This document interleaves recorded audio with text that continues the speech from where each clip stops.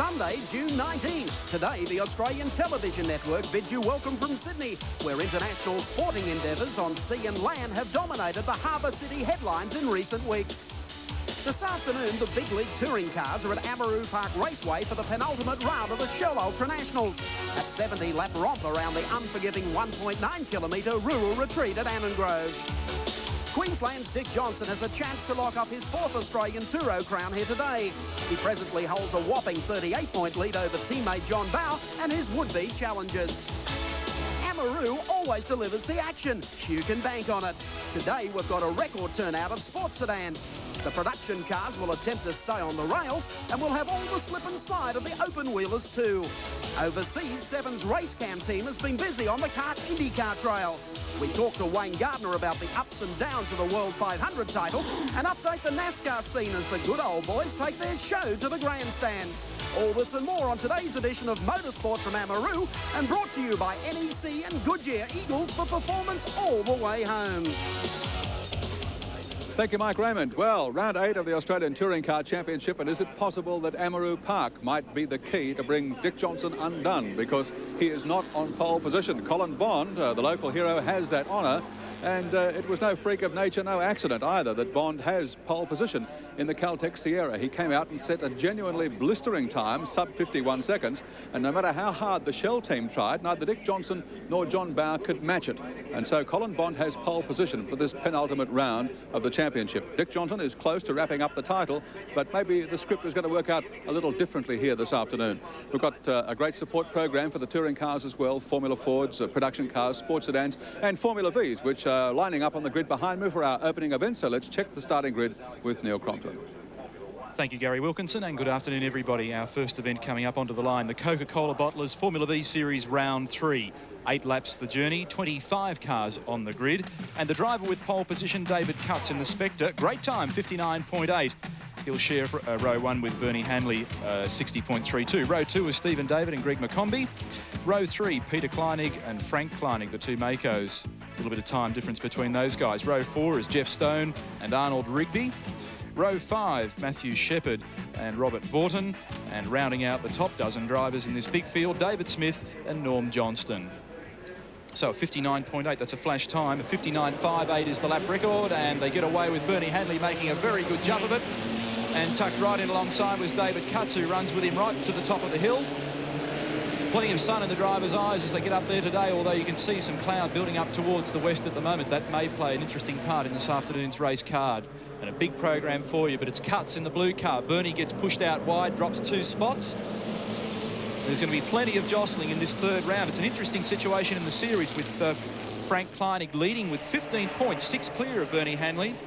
Taylor is third with 4.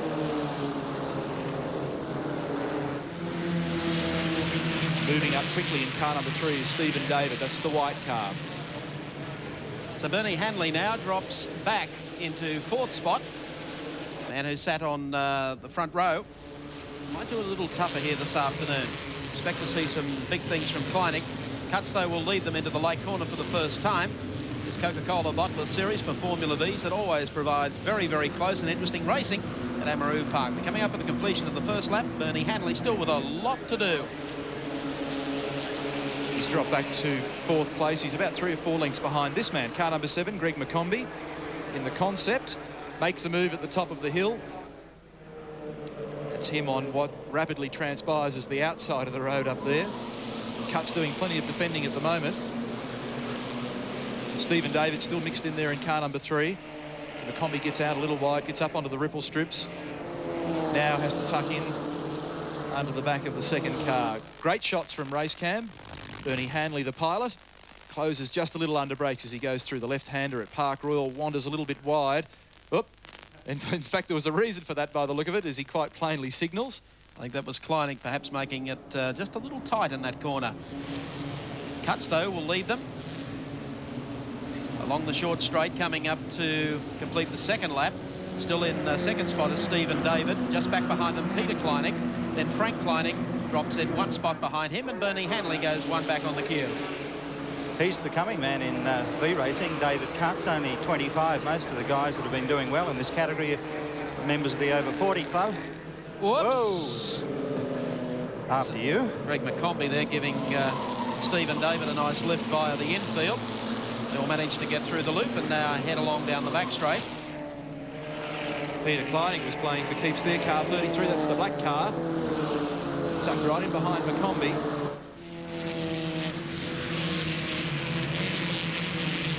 Up through Power Plus corner now. The exit from Honda is Peter Kleining. Right behind him, Stephen David in car number 3. Down to the late corner, the right-hander. And there is the gap that our race leader David Cutts is opening up over the rest of the field in the Pram City machine. It's the biggest gap I've seen in Formula V racing for a long time. Certainly at this circuit. Well done, David. He's equal second in the series at the moment. I goofed a bit on those points. Kleinig leads with 15, and then sharing 9 apiece, Bernie Hanley and Cutts. And look at this scrap at the top of the hill, 3 wide. With all the notes you take, how could you get it wrong? Oh, that's probably the reason. Wow. No room there for Cutts.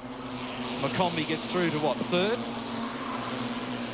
Cutts break over the field at the moment, 1.31 seconds.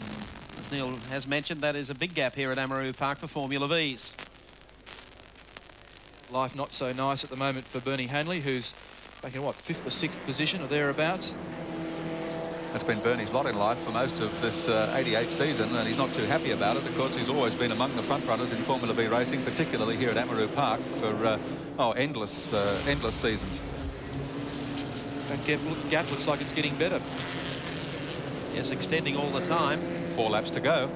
Peter Kleinig still running comfortably in 2nd spot and holding up the rest of the field, allowing David Cutts to get away from the pack. Has he ever? 2.1 seconds. 1st to 2nd at the moment. Bernie Henley in the Toledo Tools entry. Just back a bit off that group, and he's going to have to work very hard to make up that gap. Gee, what a wide entry from Greg McCombie. Gets right out, swoops down low. Not half as wide as Frank Kleinig's entry. That's enabled Bernie Hanley to close up just a little as they go down through Power Plus corner on the way to Honda at the moment. They're good to watch, these top-running Formula V guys. It's a real exercise in gentle driving and absolute precision, because you've got so little horsepower and nothing fancy on the car. You've just got to strangle every last little bit of performance out of it. And that's what Bernie's attempting to do at the moment as he comes out of the slowest corner on the track, the right-hander that brings drivers up onto the pit straight. And you're only straight on Amaroo Park for a matter of seconds, and it's just here. And the rest of the time you're working your tyres and brakes pretty hard. So Peter Kleinig now, car number 33, makes a run.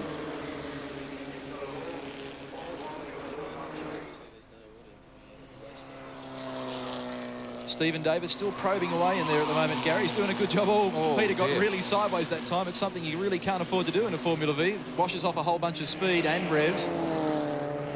Well, this has really closed the race up now. That was the bonus that Bernie needed. Oh, great shots here again from Racecam. Down to the left-hander at Honda.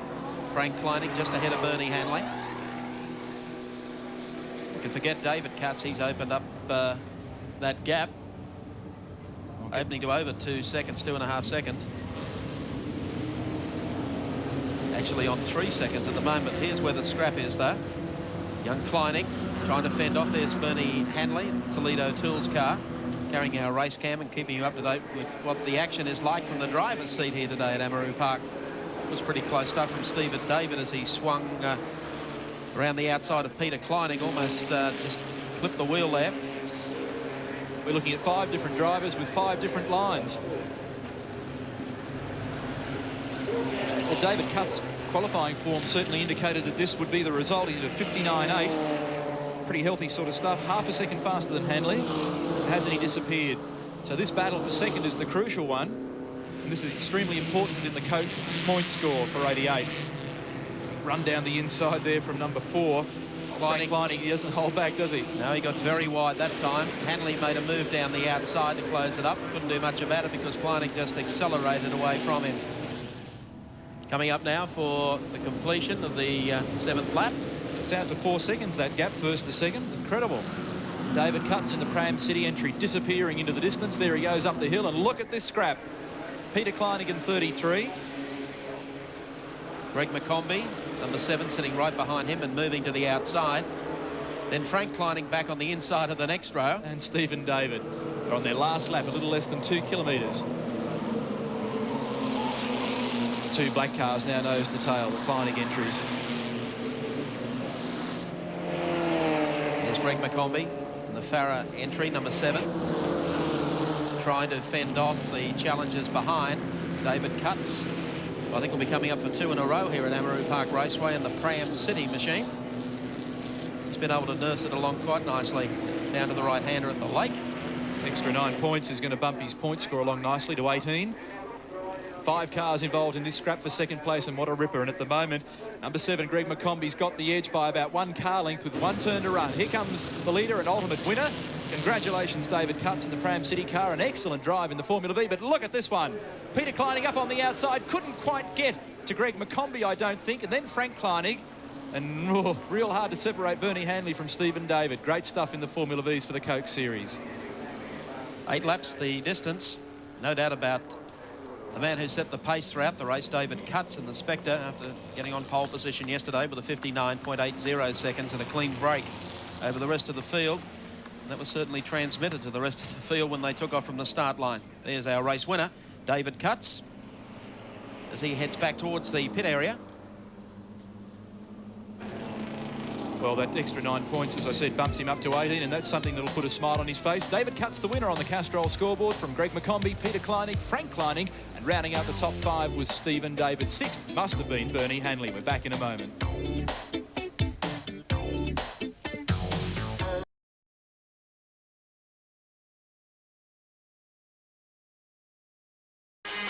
NASCAR and Morteen do have one thing in common. Both are onto a good formula, and both intend sticking with it. This year's 30-race Winston Cup Series has delivered the closest racing, largest purses and biggest crowds in American oval track history. Next weekend, the good old boys will reach the halfway point in their championship and split almost $2 million in contingency awards. Charlotte's Coca-Cola World 600 is one of the Winston Million Triple Crown events. Track temperatures of 130 degrees greeted competitors recently as Davey Allison and Jeff Bodine took command of the field from the front row. Tyre wear had NASCAR officials so concerned they called a mandatory yellow flag caution period on lap 28, giving everyone a chance to go for the good years. A few circuits later, Cale Yarborough was eliminated in this 3-car wreck, while up front race leader Jeff Bodine was being unloaded by the aggressive Dale Earnhardt. Bodine limped back to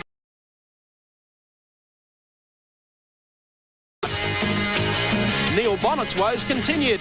He crash-tackled the second-turn wall and then, without the luxury of steering, headed across the field as the traffic tried to avoid contact. The demo derby craze was infectious. Sterling Marlin was next to lead, but he took Dave Marcus with him in perhaps the most violent shot of the day. This year's World 600 was hard on drivers as well as cars. Harry Gant broke his leg in this wall banger.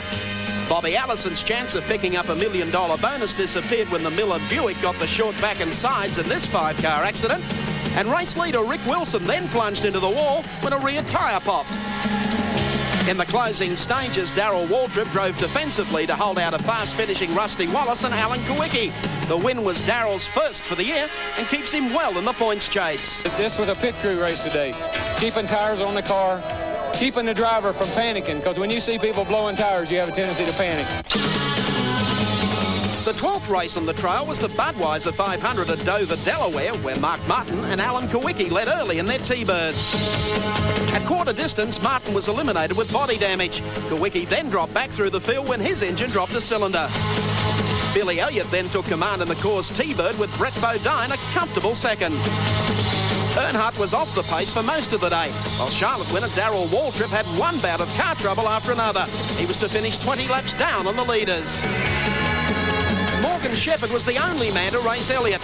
He got to the front on lap 2:28, but the yellow flags came out about the same time when Mike Waltrip blew an engine. Neil Bonnet then ventilated a motor seconds later and spun in his own oil on pit road. Elliott moved back to the lead with 20 circuits remaining and was able to hold a 21-second advantage over Rusty Wallace. And that's the way they finished, with Awesome Bill collecting his second major success of season 88. Last weekend, the NASCAR boys rolled into Riverside Raceway, California for the final race in the track's 30-year history. 80,000 fans turned out for the occasion, and there was no shortage of action. It was a race a few of the old-timers wanted to win. Waltrip and Allison just went about it the wrong way. When NASCAR promote the fact they take their show to the people in the grandstands, they mean it. Just ask Ruben Garcia. Officials halted proceedings for 15 minutes to clear up the mess, and in the restart, Dale Earnhardt blew it by jumping the pace car and incurring a one-lap penalty.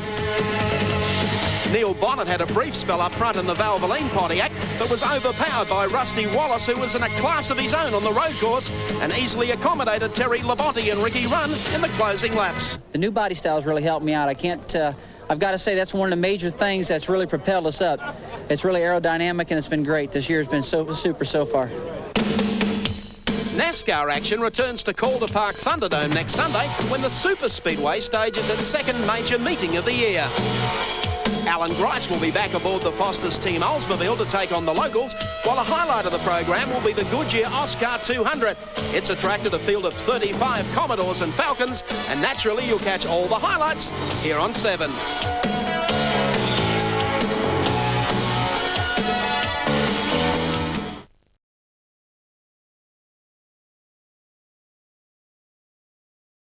The Toledo Tool Sports Sedan, Division 1. Pole has gone to Gary Scott in the Jag. Off 2 is Brian Thompson in the Mercedes from 3. Keith Carling in the Mazda from 4. From 5, Bob Tyndall's Commodore out of position number 6. Tony Herbert in the Mazda from 7. Barry Jamison starting out of 8. Bob Jolly from 9 is Rita Awadala.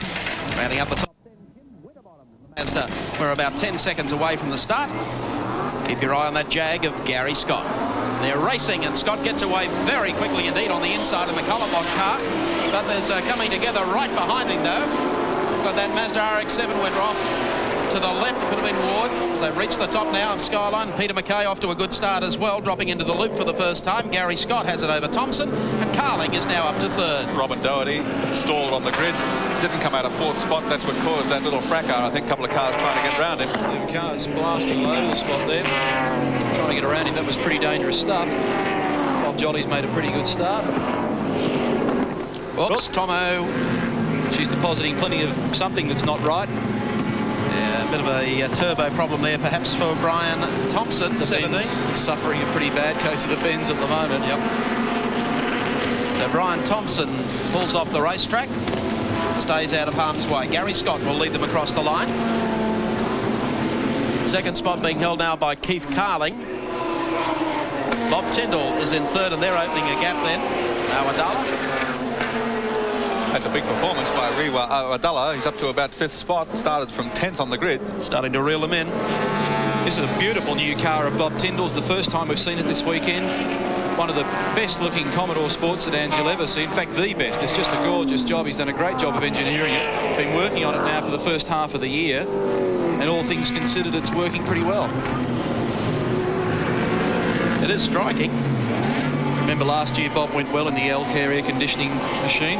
Did a great job in the Toledo Tool Sports Sedan Series. So he's going to be wrapped with this performance. The 3rd at the moment behind Keith Carling and Gary Scott in the Jag. Gaps between all the various cars here. There's Tyndall in 3rd. You've got to give marks to Keith Carling, who keeps this little Mazda RX-7 wound up. There's Bob Jolly. Then Jamison in the Escort, car number 45. It thunders along. Awadala in the Commodore. Jamison in car 45, the Escort you mentioned, he was involved in that tangle at the starting line. Did well to recover from it. Well, Bob Jolly got a pretty raw sort of a run to in the Massport entry, and he had to duck and dive to get around the traffic, so he's recovering a bit of lost ground at the moment. Gap from our race leader to second, 1.53 seconds. Bob Jolly, 42 years of age, from Melbourne, driving the Commodore. Started in 77 at Winston, 86 Amaroo Sports Sedan champ, and currently 3rd in the 88 series, the Toledo Tool Series. There he is, Bob Jolly of Victoria, car number 3, heading along the short chute. Another very well turned out sports sedan. Meanwhile, ahead of the pack, our race leader Gary Scott is going away from the field. There he is in the Jag. Keith Carling still runs 2nd in the Toledo Tools Mazda RX-7. quite a handful of machinery on Amaroo Park Raceway. Gary's having a busy day because he's running the Mitsubishi Starion in the 8th round of the Touring Car Championship, so he's getting plenty of laps in, having a bit of a look at the circuit.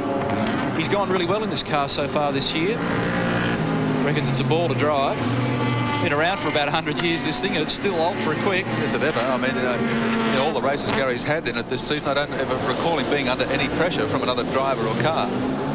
And he just notched up victory after victory.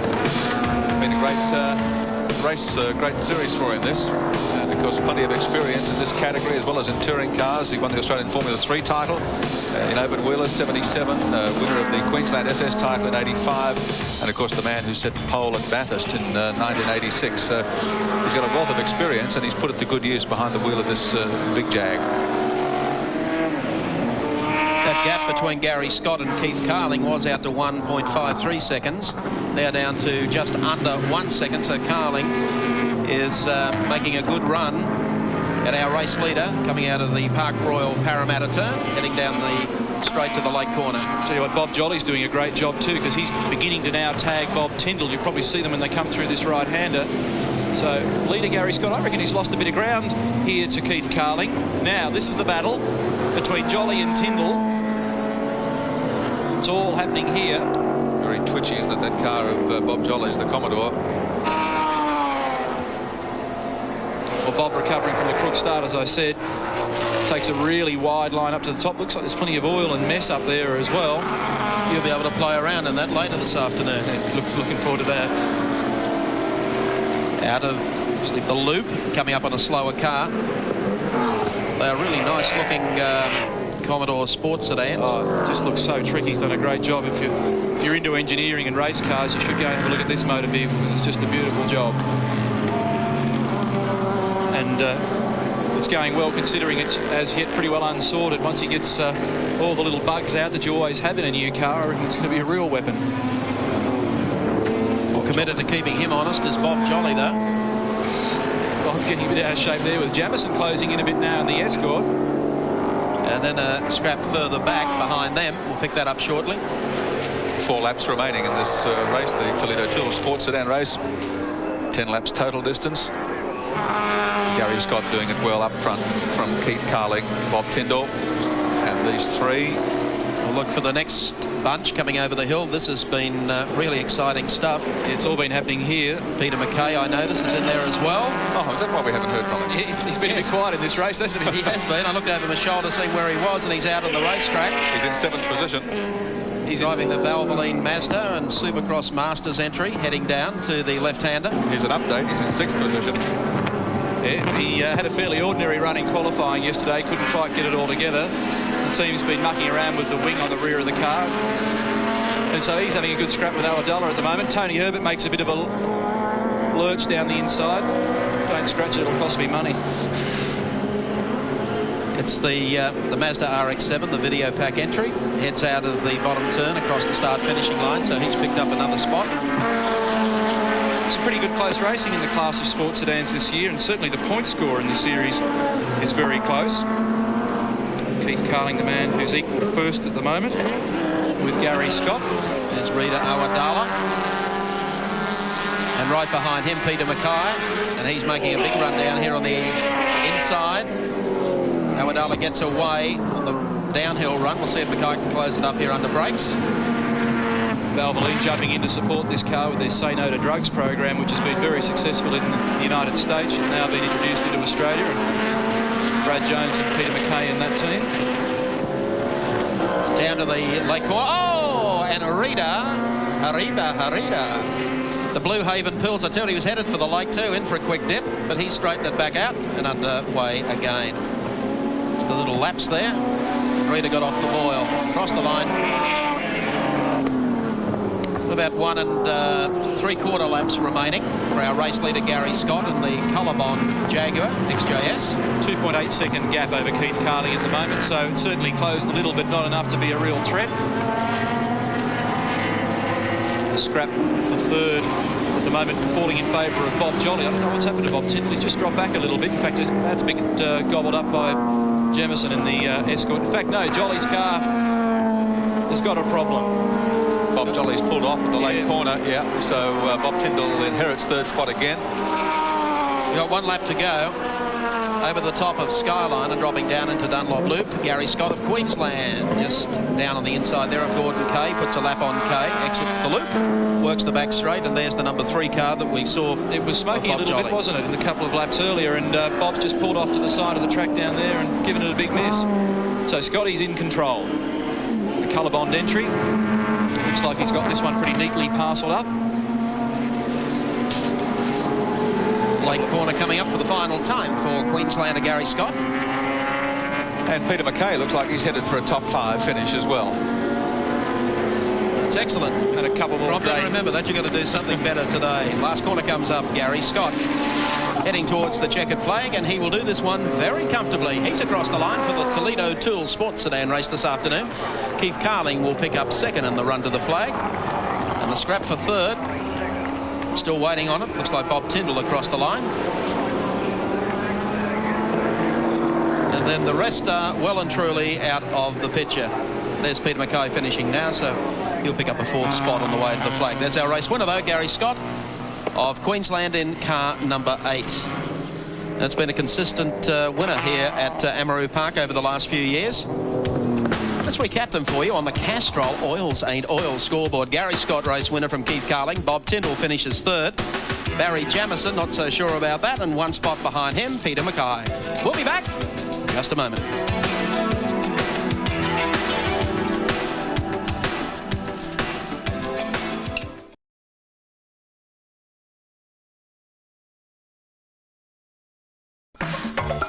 It looks as though this year's attempt for a dual world title for Wayne Gardner will simply be written off as the one that got away.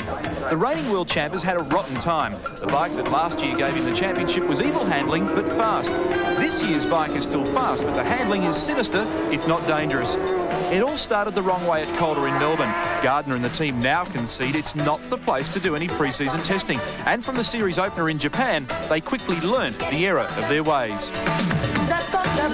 The occasional heart-and-mouth wiggle of 87 had developed into a horror story, and at Suzuka, Laguna Seca, the 2 races in Spain, and even Monza, Wayne's bike was a pig to ride, as you can plainly see.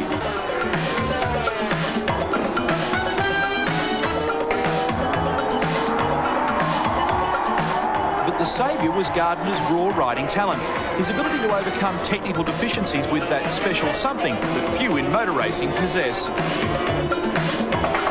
Along the way, his consistent placings amongst the points and regular visits to the rostrum more than kept his dual-crown hopes alive. Eddie was winning, but the war was a long way from over. In a 16-round championship, the tables can turn quickly. The script, though not perfect, was working for Gardner up until the Nürburgring race in Germany. After many revisions, the bike was beginning to work half well, and pole position was the reward. Then the rains came, and they washed away the bike's sting. After a dreadful start, Gardner was back in 9th and found the V4 almost unrideable. The world champ was floundering in Wally World, and he wasn't impressed.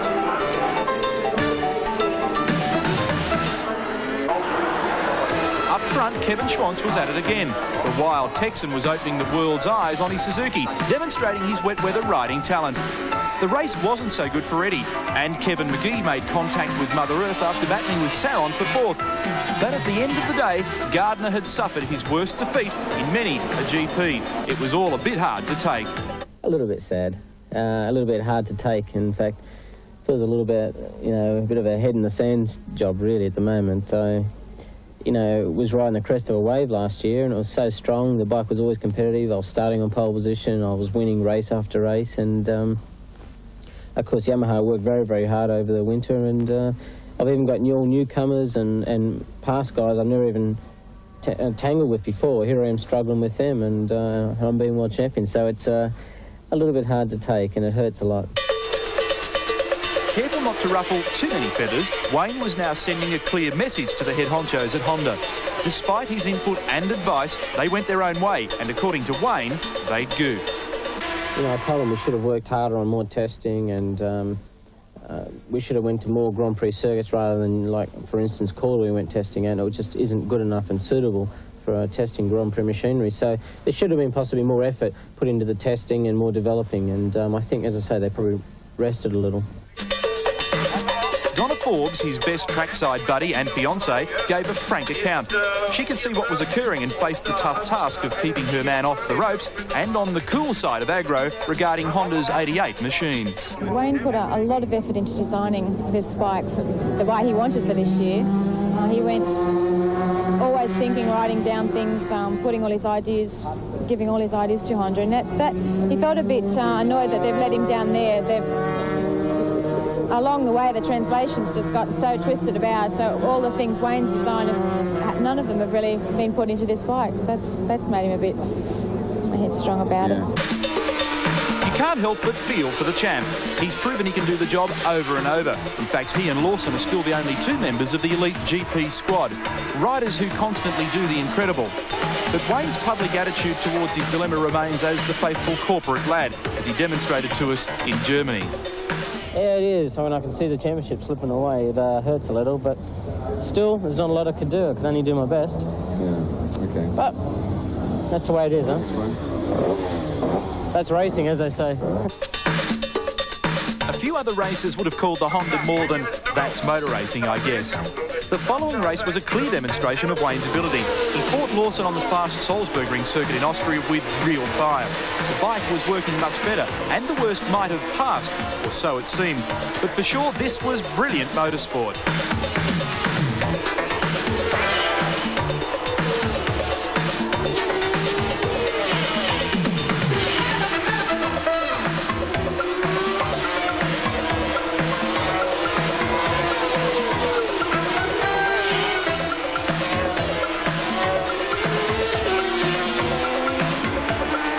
Final blow. The 155 horsepower Honda decided to seize, and it was all over.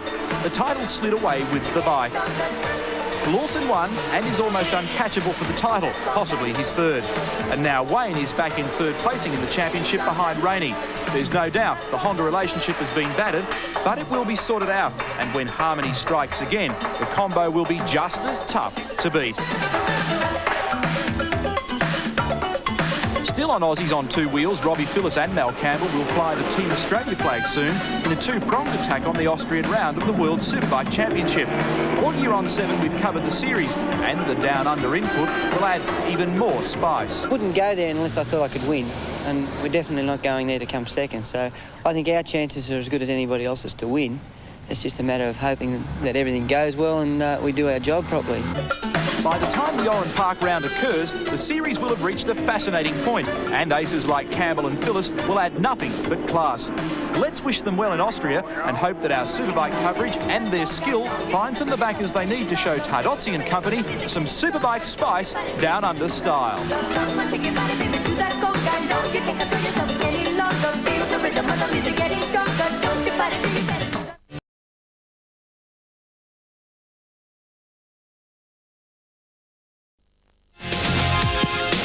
Welcome back to Amaroo Park, where it's getting a little overcast, but no sign of any rain as yet. There's cars come around and prepared to grid up for the next event on our program this afternoon, which is round 5 of the Motorcraft Formula 4 Driver to Europe Series. Let's check the grid for this event. And on pole position, car number 9, Andrew Gubb in a Van Diemen, 52.50 was his time. Chris Matic on the front row of the grid. That's a very big performance by him in car 66. Car 21, Mark Larkham holds down third spot, accompanied by Martin Carpenter on that second row of the grid. Then Peter Salminen in a Van Diemen in 5th position, followed by Glenn Zampatti, also on the third row. 4th row occupied by car 14, Simon Kane, and car 8, Michael Mortimer. Then Robert Bennett in car number 7 and David Roberts in car 4, rounding out the top 10. Just the top 10 of a field of 22 to start in this race, 15 laps. I notice our old friend Gary Jones, who helps out our 7 crew by carrying race cam on the Van Diemen, is back this afternoon out of 14th spot. There's Gary. He's carrying our race cam, new location. The boys have been working very hard on perfecting some pictures coming out of Gary's car. Front row, though, of Andrew Gubb and Chris Matic. Might be hard to catch when they get away from the field. Be a couple of power failures, strangely enough, at Amaroo Park Raceway today, which is upsetting the timers and the scorers.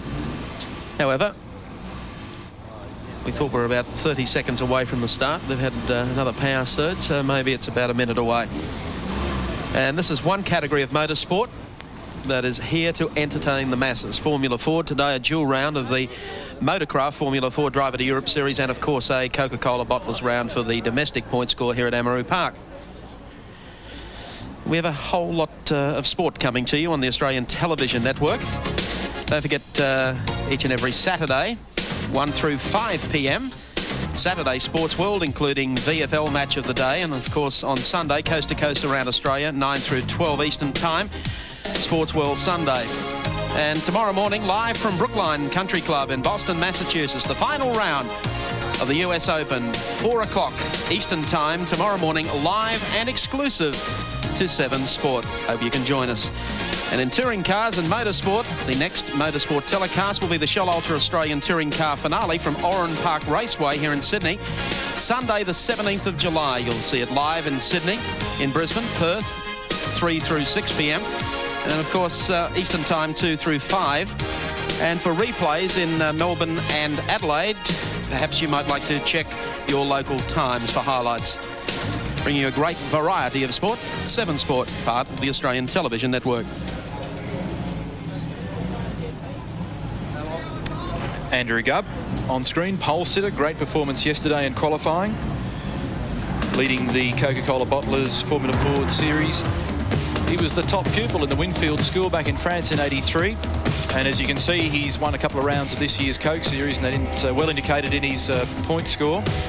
He was winner of the Lakeside round of the Motorcraft Series, and he's currently overall second in that series behind David Roberts. In fact, he's 2 points behind Roberts with 47, Gubb with 45, and Gary Jones third with 39. We have seen the best season so far of Formula Ford racing in both the Coke Series and also the Motorcraft Series. Now, these guys are getting amber lights here at the moment, and they're being told to get off the gas. You can hear the cars revving in the background. Confusion reigns. There's been another power surge apparently in the control tower, which throws the timing gear out of whack. So throwing the timing out of whack, all right. Yeah, it's pretty simple though. You drop the green flag or turn the green light on, and however the first 10 come across the line after 15 laps, that's the car race. This is pretty infuriating for drivers who maybe are sitting there holding a car in gear, clutch is cooking. There's the shot from Gary Jones' car looking over the right shoulder. You certainly wouldn't want this happening in the James Griswold 1000 at Bathurst. Glenn Zampatti in the mobile entry. Yeah, shaking his fists in frustration. Kart racer from way back in West Australia, raced Formula Mondial for some time, switched to Formula Ford last season, and is doing pretty well for himself in both Coke and Motorcraft Series in '88. Well, after a true Wally World performance leading up to the start, they're ready to get underway now for this important 5th round of the Motorcraft Formula Ford Driver to Europe Series. We'll watch the start. Chris Maddich away smartly, very smartly indeed, actually beats Andrew Gubb. Moving up the outside, Mark Larkham got away to a good start as well. Glenn Zampatti away quickly as they work their way up before this huge crowd today at Amaroo Park Raceway. And we wait for them as they come over the top of Skyline and drop down into Dunlop Loop. Gary Jones, we take camera from race cam. Whoop, one off the rails here. They're all forced to swing very, very wide indeed. Jones gone through there on the inside, probably picks up about 4 or 5 spots as they work their way down the back straight for the first time. Great stuff from Chris Maddich. Still carrying his P-plate, having one of his first few drives. Son of the famous Frank Maddich. And very actively involved in motorcycle racing over a period of time as a team manager and generally close to motorsport, but now really putting his best foot forward in racing in Formula Ford, and he's having a great go. He's having a very impressive run today at Amaroo. He's already got the lead over Andrew Gubb as they come out of the turn across the start-finishing line now. Martin Carpenter drops into third for the tow up the hill. Right behind him, Peter Salminen. Oh, and makes a run there to the inside. Gary Jones, we take race cam as we reach the top. Jones is having a big go, isn't he? Look at him. What? Down here into the right-hander at Dunlop Loop. He had a fuel pump problem yesterday, which is the reason he was so far down the grid. So he'll be nice and wound up and a bit aggro on wanting to get on with the job. There's our race leader, though. Wearing helmet colours identical to that of world champion Nelson Piquet. Nelson Chewy.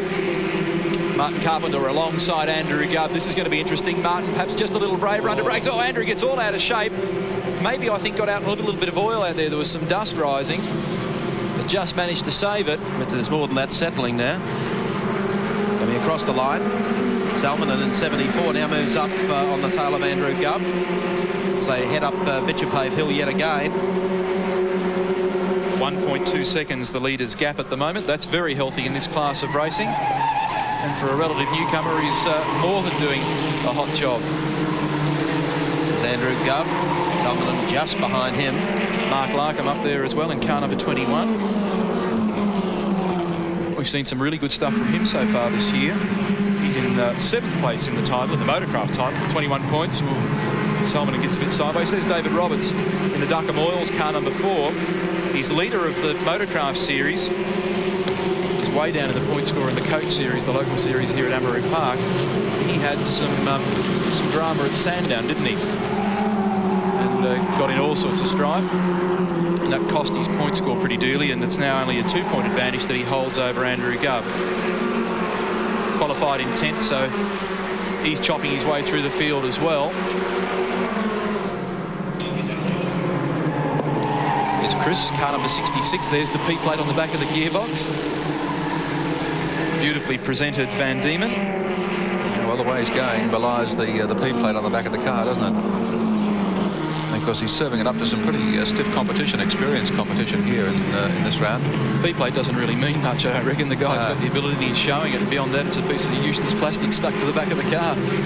Well, he hasn't really been seen to advantage prior to this in any of our televised meetings, but he's put in a lot of miles. But he's got it in his genes. Yep. Hope he doesn't wash it out. His father, Frank, a former Australian champion. Be checking out his mirrors about now. Yes, he'll need to, because Martin Carpenter is all over the back of his car.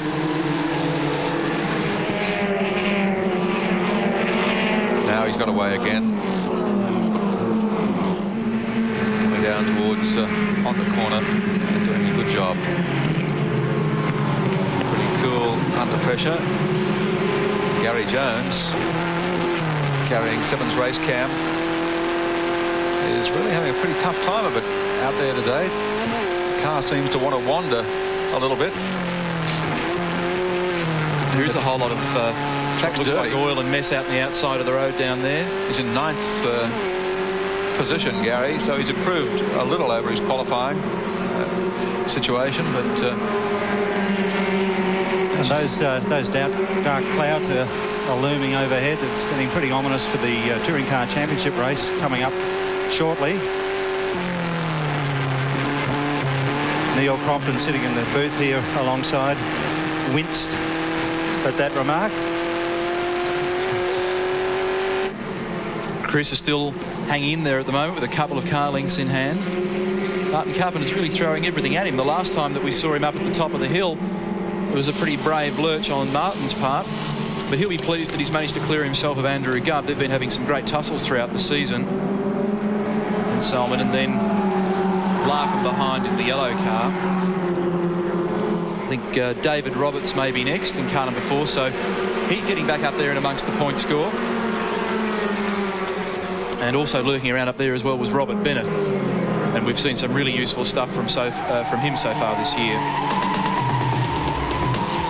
Martin Carpenter, 23 years of age, out of Sydney, started racing in 80 in karts, which seems to be the way to the top for a lot of the open-wheeler drivers. Debuted in this class in 86, and he was the winner of the Formula Ford support race in last year's Australian Grand Prix, and it was a great drive, and 3rd in last year's Driver to Europe Series, and hoping to improve on that this year, although he's down in the point score a little bit at the moment. He's 6th with 25 points. He's shown lots of promise, Peter McKay, but time and again there's just been niggling little dramas that have really taken him out of the, really the top 3 spots where he needs to get those points. Yes, we talk about that moment he had at Winton, I think it was, when he spent a lot of time off the track. but he does have a lot of talent, and he has a lot of people believing in him, and that's, I think, very important for a young fella going places. Wants to go to Europe later this year, wants to drive in the Formula Ford Festival at Brands Hatch, which is sort of the grand final for Formula Ford competitions all around the world. If you win that, you tend to make your name in front of some of the better team managers, and you're off and running. Past the halfway mark in the race here, 7.5 laps gone, 7.5 remaining. Andrew Gubb in the Today FM entry. One of the strong Formula 4 drivers of last year, Peter Verheyen's gone to Europe to do just what you're talking about, and they tell me that he's having a good run over there. And of course David Brabham's over there now, joining brother Gary. Andrew Gubb waved by there by, what, car number 73 was that? Yep. Bruin Beasley from Victoria. Ooh. David Roberts didn't leave him a lot of room to play with.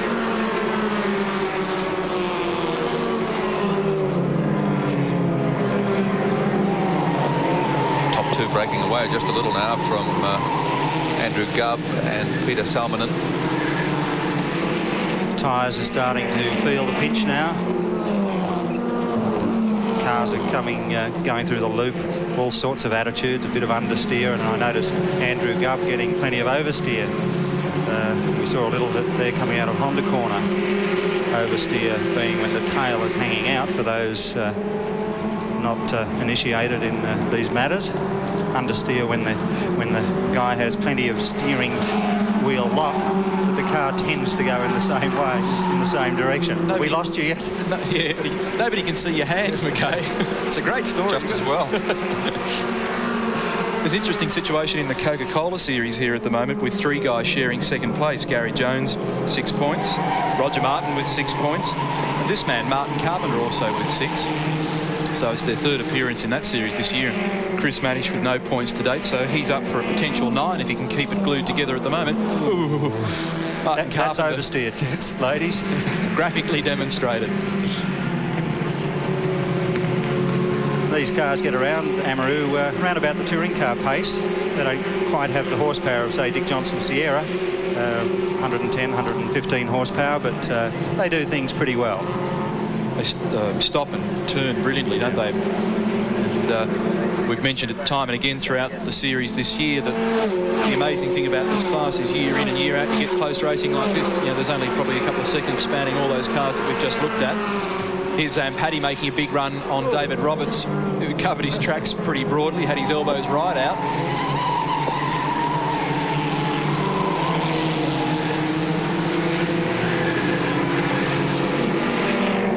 Dave's an old motocrosser, he knows when to defend.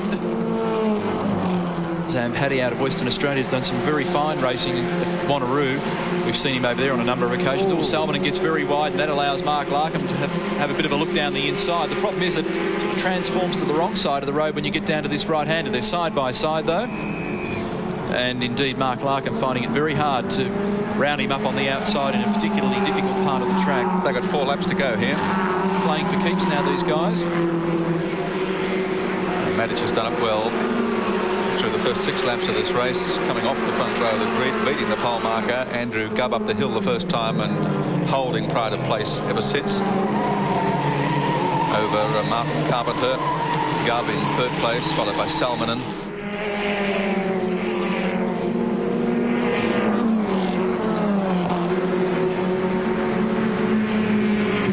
Been a pretty impressive drive from Chris Matic. Sure has.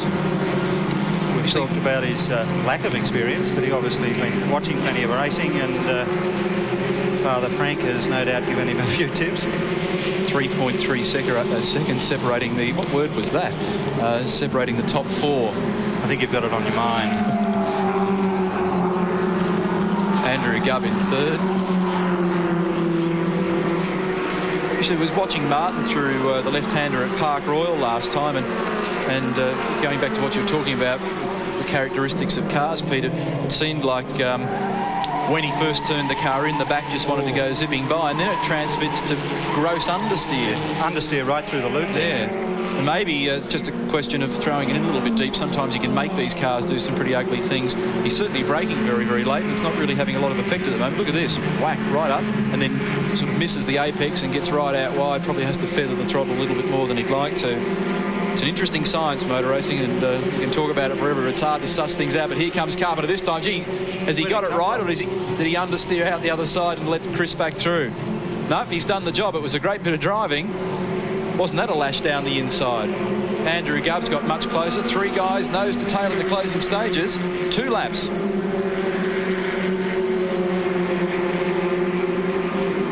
Oh, I couldn't set up for a better finish than this one. Not probably from Chris Matich's point of view, but...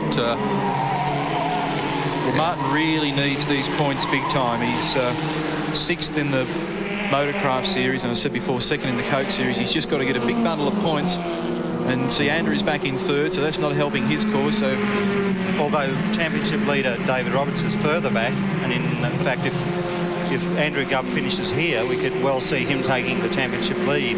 Handling's off in Matich's car, isn't it? Andrew switching to the inside of the road. Chris tried to turn in. The room disappeared in a big hurry. Salmon gets through. Whack from, what's that, 1st to 5th or something. Anyway, the last lap forward comes out. 2 kilometres to run. Carpenter in control comfortably from Gubb, Salmon, then Larkham, and then Chris Matich. How things can change. A couple of other cars came off through Park Royal turn in the last corner. 2 guys have speared off into the green. Well, good stuff here from Martin Carpenter. The car didn't sort of look too right on a couple of occasions there, but it's happened many times before. He's proving that in reality the commentators really don't know. 1.75 seconds is the gap that he enjoys over Andrew Gubb, who's really being attacked at the moment by Peter Salmonen. And then Mark Larkham closes up under brakes. Look at this great scrap. There's cars all over the place here. Oh, Salmonen trying to make room where it doesn't exist. Andrew Gubb, I think, is going to hang on. Larkham, though, comes up on the inside. This is a great run. I think he's done the job in the Coffee Ford entry. Great stuff from Mark Larkham. Well, tremendous 5th round of the Motorcraft Formula 4 Driver to Europe Series, and in keeping with the previous 4, let me tell you. A little bit of drama earlier in the race. We have a shot here from Race Cam with the compliments of NEC. Let's see what happened. Oh, Gary Jones gets up on the ripple strip there. But I think this was all occurring in the distance as Gary came round Park Royal Parramatta. Oh, no! Gets up on the ripple strips and another couple of cars involved. Ooh, that's what the bits were that I could see. There was a blue car involved. I don't know whose it was. And the yellow car, you had a glimpse of it behind Gary's machine. Ooh, exit the front end of his old Van Diemen. So congratulations to Martin Carpenter, though. And real drama there in the last couple of minutes of that race.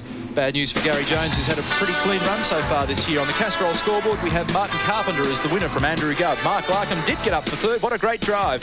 Peter Salmonen in 4th, and Glenn Zampatti all the way from WA picks up 5th in car 72. We're back again in just a moment.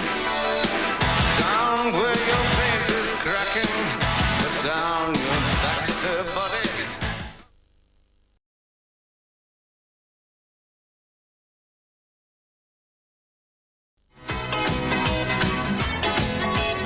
Great crowd here at Amaroo Park this afternoon for the 8th round of the Australian Touring Car Championship, and I bet everybody enjoyed Gary Scott's drive in the Toledo Tools Sports Sedan Series here this afternoon. Congratulations on another big win. 2 out of 3 ain't bad. The average is pretty good, Gary. You know, the car ran perfectly again, and that's due to the professionalism of my team, you know, the Colorbond team, and we had one of those days. Everything went right. A busy day, in fact, because you're about to rush off for another drive. Indeed, in the Mitsubishi, and I think that'll be a little bit more of a test. Well, Wallace is here from Toledo Tools to make the presentation to Gary Scott. Congratulations, Gary, on your fine win. On behalf of Toledo Tools, I'd like to present you with your trophy.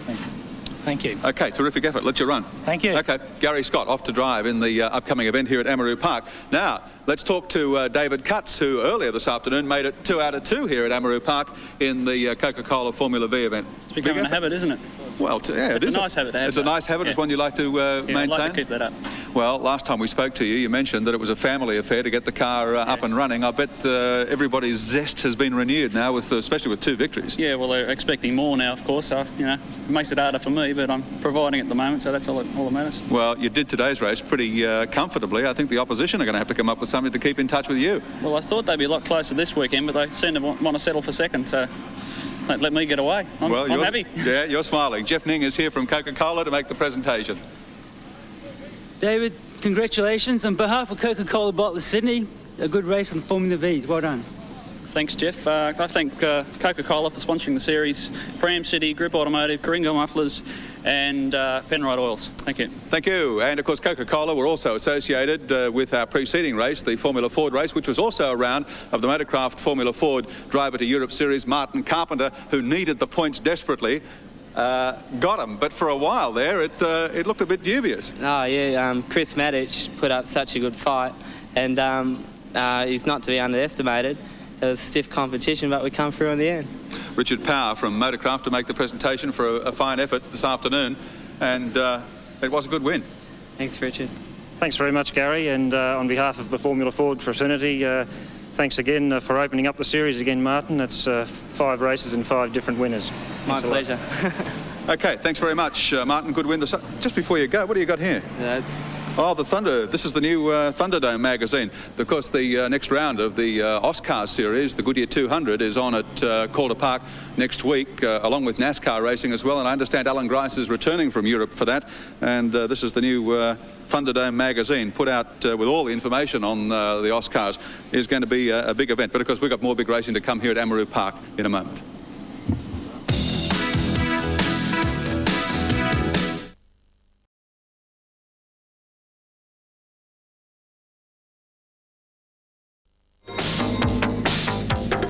Back at Amaroo Park Raceway, drivers are preparing for the Stallions Stable 2WS Production Car Series, round 3. About 30 seconds away from the start, Gary Walden has pole, as you can see in the Mazda. Starting out of 2, Michael Preston in the Commodore. From 3, Roland Hill in another Commodore. From 4 is Peter Fitzgerald in the Mazda. From 5, Bradley Jones in the Starion. Out of position number 6 is, of course, Jim Zarefos in the Commodore. Terry Ryan starts out of 7. From position 8 is John Mott's Commodore. From 9, Dave Morton in a Commodore. And rounding out the 10, Chris Stott in a Commodore. They're racing. And getting away smartly is Michael Preston on the outside. A bit of guard rubbing there. Look at Roland Hill trying to make a run up here behind, but he's missed a gear. And that has now enabled Gary Walden to get up, but I think he may have been jumped here, Gary Walden. They're going to head and no. Walden will fight back and fight back well, and he'll take the lead back in the Goodyear Mazda. Takes the lead coming out of the loop. Michael Preston still holds down second. Back behind them, Peter Fitzgerald has got an inside run, makes it to 3rd. Roland Hill to 4th spot. And right behind them, of course, Jim Zarefos and John Mott from Victoria. Some cement dust dropped in that turn. This one via the infield. And there's the In Excess Suzuki GTI of Dave Clement going through.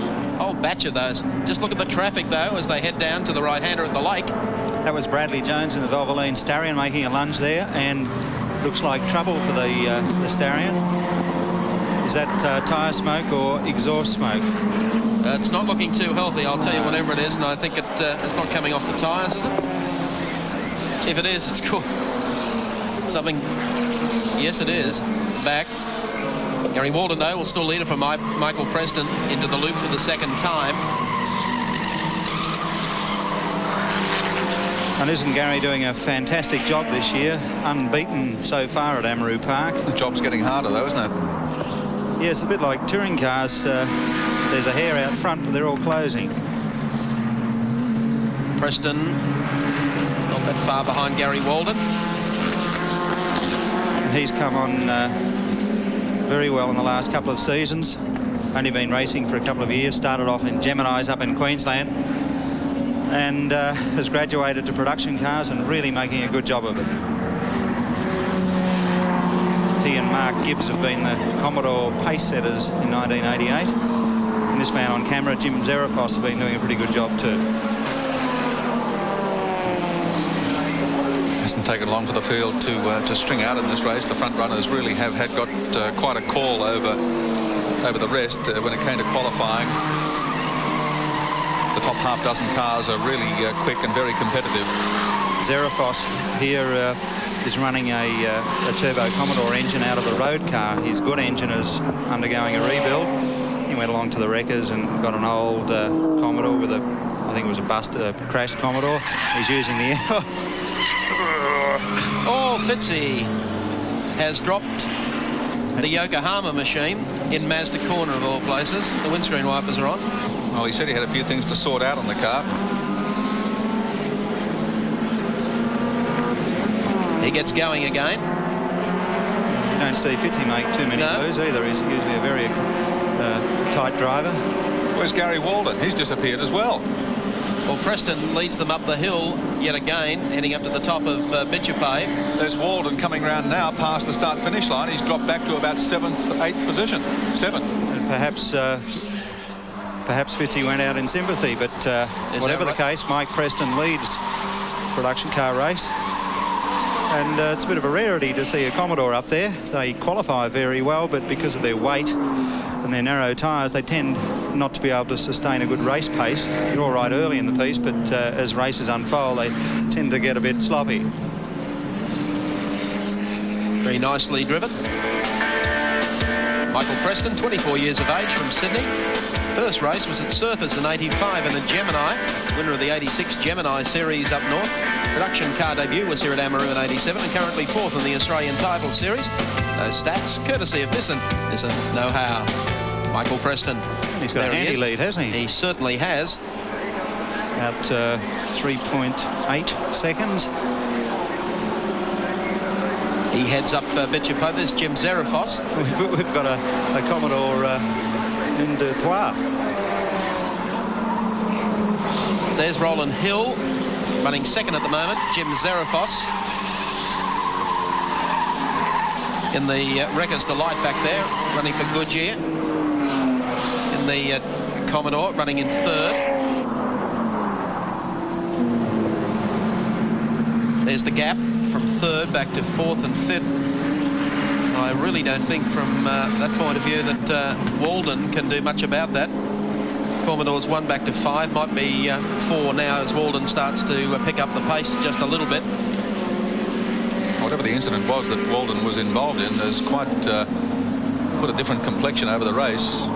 5th spot being held down by Dave Morton, came off 9th position on the grid, so he benefited greatly from whatever it was that involved firstly Fitzgerald and then Walden. There's Gary Walden going through now, the man that's been so dominant in production car racing through '88, leading the field 1 minute, and then in the blink of an eye, in fact, while we were capturing the dramas that involved Peter Fitzgerald, we noticed that he's had a drama of his own. Yeah. And I'd say Gary didn't back into the guys behind him, so we can assume that he got a bit of a touch-up from somebody. No names, no pack drill. Gary Walden now running 6th, and Peter Fitzgerald is back to 12th. Gary was under a bit of a cloud at the last meeting. I think he won the race, but the scrutineers took exception to his exhaust system. But we heard just a couple of days ago that all charges, if they were charges, have been dropped. And he's running as a clean skin, which is good news because he has put together a top act this year. Yeah, but did you hear that when he turned up here on Friday, they laid another charge on him? And had the hearing all over again yesterday, and decided again that he's clean. I wish they'd leave him alone. Sounds like they're better charges than the Sydney Football Stadium. There's the Mazda heading up the hill. Coming up at the moment in the Fender Signs entry, Alan Fender. And through goes Gary Walden. He's got it to do, though. He's 8 seconds in arrears of Michael Preston, the race leader. I don't think they're going to catch Mike Preston. He has a big break over Roland Hill. Is that the muffler dragging there? It could be. It's flapping in the breeze, whatever it is. We shouldn't alert it to the stewards. They might black flag him, and he's had enough dramas this week. Yeah, he'd be accused of deliberately running it that way and backing into the competitors. Gary's using all of the track. He's really giving it his all in pursuit of the Commodores up front. That's the way you have to drive these cars. They don't handle or stop or do anything as well as a touring car. Yes, it's 11/10ths for Gary Walden now in the Goodyear Eagles Mazda. Well, it's paying some kind of dividend. He's got up to 4th position again. But still a fair way adrift of the race leader, Michael Preston, at this stage. Deserves every success that he gets because he's a real trier. Winner of the Bathurst support race last year. leads the production car series, the Australian title this year, leads the series here at Amaroo, and of course has raced here with great distinction for the past 4 or 5 seasons now. And he's a good bloke. And he's a good bloke. And he's on the 7th lap out of 15 in this race.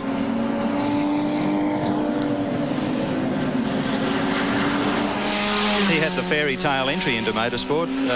He won a TR7, Triumph TR7 race car at the Village Grand Prix. We've probably told this story a few times in the past, but we'll tell it again. He won. He was the quickest around those little dinky Village Grand Prix circuits, won a Triumph TR7, went motor racing and hasn't looked back. He's been pretty successful for the last, as Gary said, I think the last 4 or 5 years. There's our race leader, Mike Preston. He comes down the hill into the left-hander at Honda Corner. Be able to give you the split from Mike back to 4th place Gary Walden. There's the gap 1st to 2nd, as you can see. You'll be able to pick them up in just a moment or so as Mike Preston scarpers along the short chute. 6.4 from Preston to Walden, so he is closing, but he's got a lot of track ahead of him, hasn't he? I think he could get close. I think he can do it. Oh, we'll get damn close. Looking at about a second a lap. Dropping down into Dunlop Loop again. Mike Preston goes through. Next one in is Roland Hill. Ooh. Roland likes a bit of slip and slide. I think he does a good job on a Commodore. Good young aggressive driver, Jim Zerafos. You might be right. I think Gary can sight them now. They're starting to concertina, aren't they? Getting rather tantalising the side of Preston's car. So it will be a good win if he can pull it off. Yeah, he's closed about almost a second that last lap, so it's getting past the 2 cars immediately in front of him, and the time that takes that's going to count in the long term here. They're not going to say after you, are they? I rather doubt it, but I think he should be on their tail, given another half lap across the line with 5 remaining. Yeah, he might get through the loops his best chance, because the Commodores look pretty ordinary through there. They look like a bit of a shopping trolley. So though he was closing that time up the hill, Holdens were able to really hold their position. So his best shot, I guess, is at the end of the straight near the lake corner. Here he is closing up now, right behind Jim Zerafos. Because the Mazda will stop better than the much heavier Commodores. There's that muffler. You want that to come off and float up into the windscreen of the car behind. So, one more lap completed, coming up with 4 to go. Mike Preston still leads, Roland Hill in 2nd, Jim Zerafos 3rd, and galloping Gary Walden in 4th as they go across the line. He's in touch now. This lap is his big opportunity to make a move on Zerafos. Amazing just how quick those Commodores are up Bitchapave Hill, though. Roland disappearing a little left, a little right. Cars are about only a second off their qualifying time, so whilst the tyres are going away a bit, they haven't dropped too much. They're still getting stuck into it. There wasn't any room there, but he's thinking about it. Gee, that's a good move. Used the ripple strip for all it was worth, didn't he? That was a good piece of driving. Jim did the right thing too. He gave him plenty of room.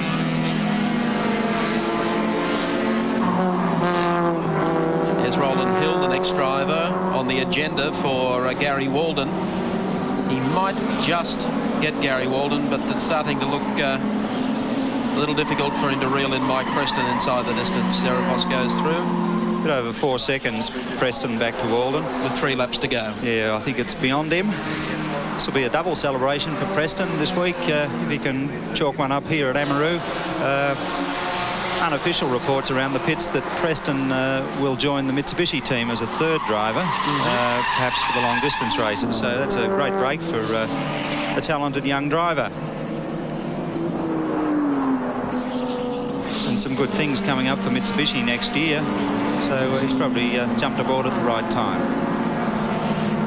So Michael Preston continues. We're keeping an eye on that scrap for second spot on the road between Roland Hill and Gary Walden, but in fact that hasn't worked out all that well. In fact, I think you'll see that Jim Zarafos is still keeping the pressure.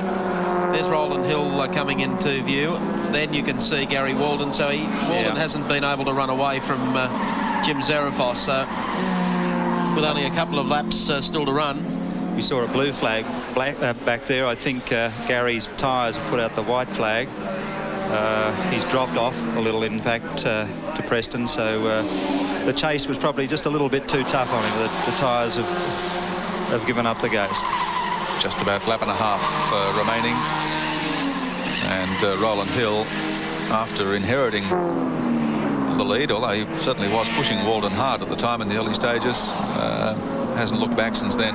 Gone on to open up a commanding break, protected it pretty well. Ooh. And despite, he dropped the back wheel off the edge there. Probably trying to get rid of the muffler. So was Jim Zarafos. There's Mike Preston, our race leader.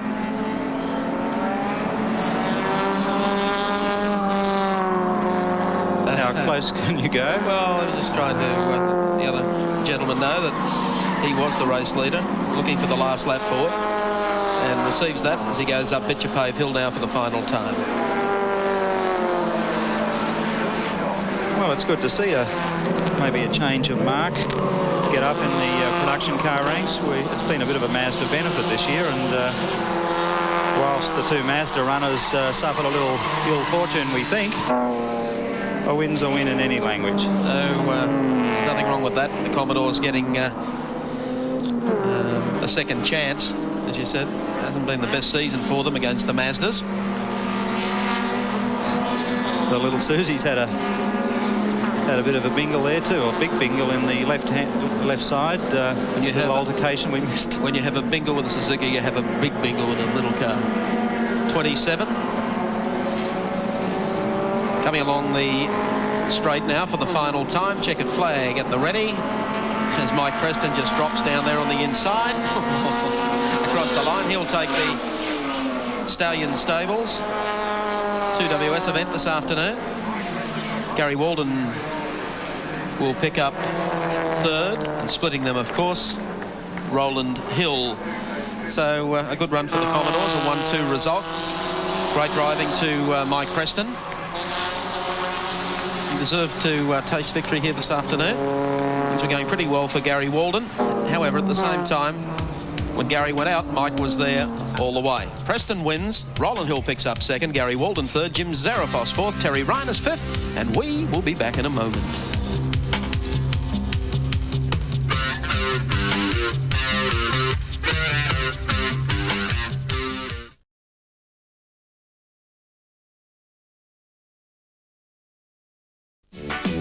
If one racetrack can produce a shock result in the Shell Ultra Touring Car Series for 88, it might just be Amaroo Park. The tight, twisting and reverse camber layout is hard on equipment. Some drivers love the Annangrove Amphitheatre, others hate it with a passion. Yesterday's Park Royal Pole Shootout was a fascinating contest. Dick Johnson was a short prize favourite, but Colin Bond threw out everyone's calculations in the Caltech CXT Sierra. He opened with a blistering 50.84 second lap in the number 4 Ford, inviting Johnson to respond. The Queenslander was in the throes of doing just that when the tail got loose on the Shell rocket ship and looped the machine at the exit to Honda Corner. The mobile BMW team is here this weekend with 3 cars for Peter Brock, Jim Richards and Neil Crompton.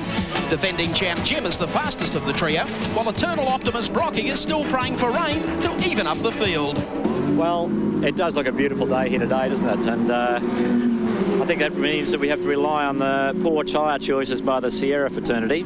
And I've been walking around the pit saying to them, gee, boys, I reckon you could get through this race on soft tyres, you know. And a few of them are saying, yeah, I reckon I can too. So here's hoping they'll fit them on. And they won't see this interview until after the race begins. Hoping there is strength in numbers, the Peter Jackson Nissan team is at Amaroo today with a pair of GTSR turbos for George Fury and Glenn Seaton. Seaton will start 8th on the grid and George 10th. And they'll have their work cut out as the 3-wheeling Skylines are still not a match for the Sierras at this early stage of their development. Our car is very heavy. It's got a lot of weight over the front with a big engine. and we've got to run the car like that to make it go around corners. Yesterday's final qualifying session confirmed Bondi had the trick set up in the Caltex Cosy. He improved his time to stop the clocks at 50.76 seconds and collect his second Park Royal pole for season 88. We've been developing a motor in our own computer system, which is an Australian system, and we feel it's better and more advanced than the overseas setups. So at long last, it's all starting to come together at the end of the touring car season, but hopefully for the endurance races this down the track. Johnson has a share of the front row, which still gives him a big advantage. Row 2 is another Sierra get-together with John Bow and Tony Longhurst pair, with Andrew Madecki and Richards on the third line. However, the combined Park Royal NEC Car Star Series appears destined for the laconic Queenslander. Bonus awards totalling $20,000 are at stake, including the NEC car phone, the NEC portable computer, and NEC VHS video camera, making our pole shootout well worthwhile. We've been sort of very lucky with the NEC Park Royal system, and I'd just like to think that they will continue in other future events, because it really has been something to go for. And not that I'm going to become a lifesaver like Mr. Okamura, but certainly it's a good prize. Keen 7 viewers have a chance to win this GTI Suzuki from Atiko, WEA Records and In Excess, Australia's hottest rock band. You'll recall we asked how many brothers played in the In Excess group and how many times Brocky had won Bathurst. The correct answer was 3 and 9. These 10 viewers are the lucky finalists, and Australia's top drivers will draw the winning key for the Suzuki on your behalf grand final day at Oran Park. So stay tuned to our next telecast, and thanks to everyone who entered.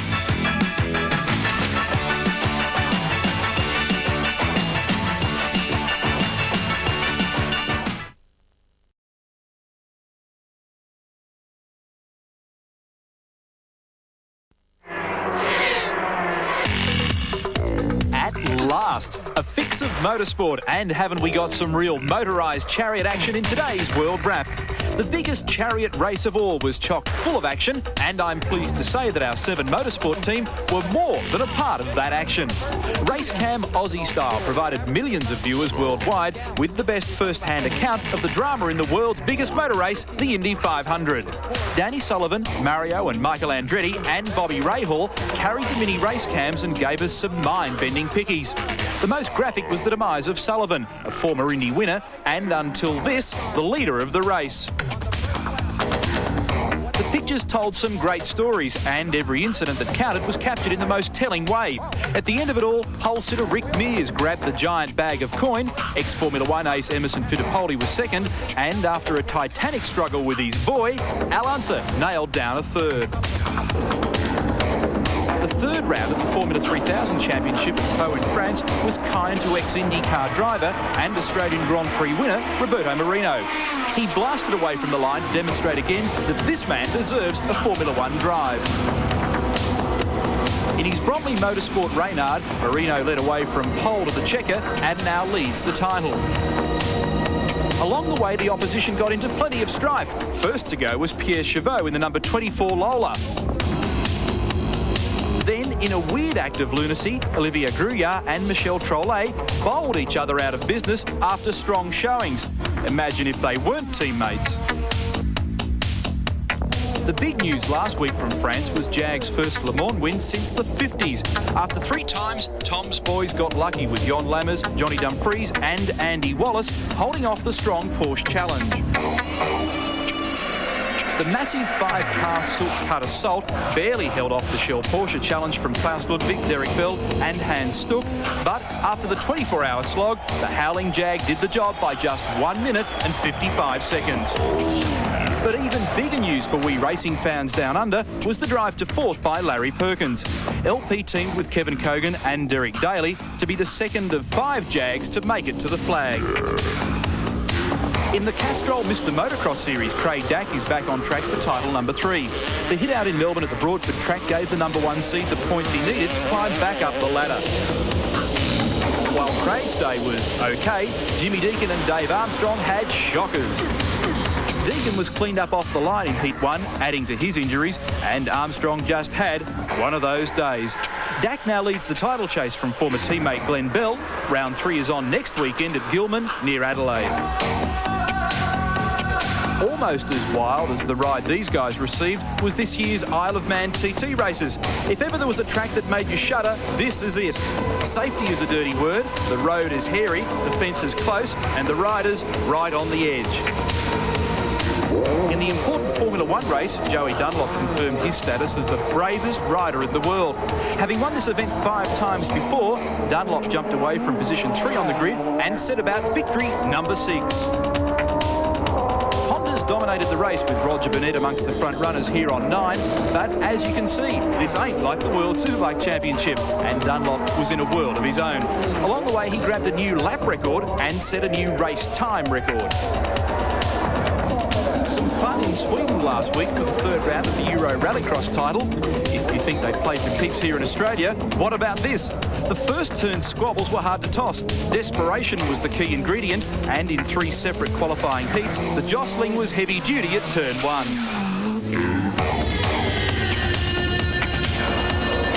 In the Division 2A final, Martin Shannon made a big start, but Matty Alamaki had other plans that didn't include Shannon as the leader, and some contact ensued. Not to be left out, Shannon wasn't going down alone. He responded up the track on the basis that if he wasn't going to win, then nor should his attacker. A subtle nudge was the result, and both were left out of business. On the different or unusual side, Chuck McKay made a grand exit last weekend from his 140-mile-an-hour powerboat. The racer's old friend of air under the bow was the culprit, and away he went. Fortunately, he was okay. If you have trouble parking, this yarn may help. Austin Rover's latest TV commercial is a big winner in England. The nimble handling of the new car is slightly exaggerated to make the point, and the stunt driver has become quite a celebrity. And like father, like son, his boy is cashing in on the act to boot. The technique would be mighty handy in our downtown traffic and parking snarls. And finally, when technology fails in motor racing, there appears to be one other solution. Ferrari have struggled, like everyone else this year in Formula One, to tag the McLarens. So the top man was called in. Pope John Paul pulled on his flowing white Simpson to begin working his new casual job, development and test driver for Ferrari. He slipped straight into the team, getting on well with Berger and Alboreto. It's going to be interesting to know who gets #1 status, and will there be any team orders. That's our weird and educational world wrap for another week. It's another fine product from the close-knit 7 Motorsports team.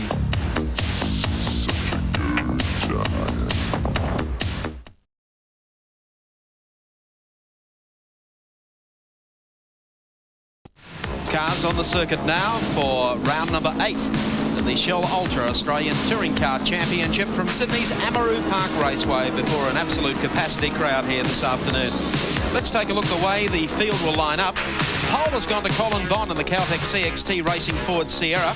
Sharing the front row, Dick Johnson in the Shell Sierra. Row 2 made up of John Bow in car number 18 and Tony Longhurst in the Freeport Motorsport Sierra. From position 5 is car 6 Andrew Madecki in the Castrol Motocross Sierra. From 6 Jimmy Richards in the Mobil 1 Racing Team BMW. From 7 is 11 Larry Perkins in the Holden Commodore. From 8.15 Glenn Seaton, the Peter Jackson Nissan Skyline. From 9 is 05 Peter Brock in the Mobil 1 Racing Team BMW. From 10.30 Georgie Fury. From 11 Gary Scott in the Starion. Starting out of position 12 is car 9 Alan Moff at the ANZ Sierra. From 13.7 Neil Crompton in the Mobil 1 BMW. From 14.39 Trevor Ashby in the Lansvale Smash Repairs Commodore. From 15.8 Andrew Bagnall in the Oxo Sierra. 16.47 Brian Callahan's Commodore. From 17 is 48 Wayne Park in a Commodore. From 18 car 20 Terry Finnegan in another Commodore.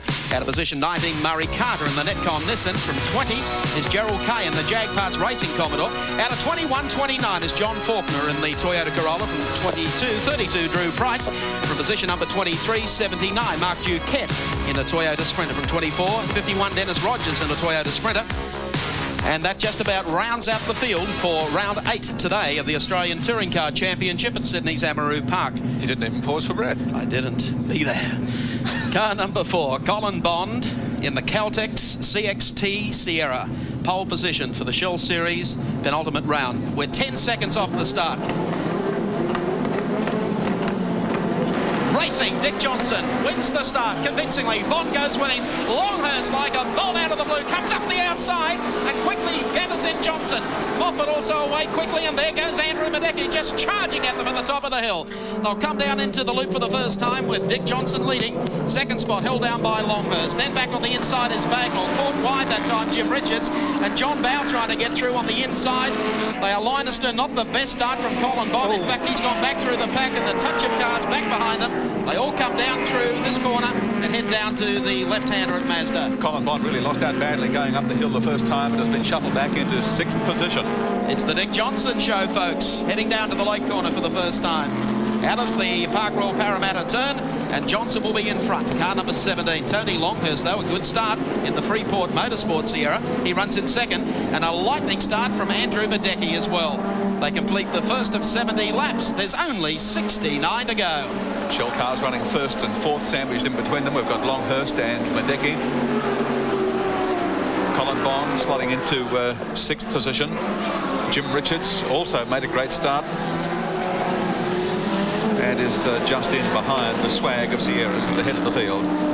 Tell you what, that's pretty heady stuff from John Bowden. Madecki was in a bit of strife all by himself, and I tell you, Bowden didn't give him a helping hand. John's a bit pumped up. He did a great time in the warm-up this morning on full tanks and race tyres. Somebody's locked up a brake going into Honda. Yes, he was only a half a second off the pole time, and he's very confident today. Well, Johnson will lead it coming out of the lake corner yet again, but I'll tell you what, Tony Longhurst, he's not dropping him off in the run up the straight here. Hurst is quite a burst out of that turn, and he is giving it everything. Johnson, though, in front, running comfortably to the top of Nissan Skyline yet again for the right-hand drop at Dunlop Loop. There's Gerald Kay and the Jag Parts Commodore 24. The first visitor to the pits, and that spells trouble.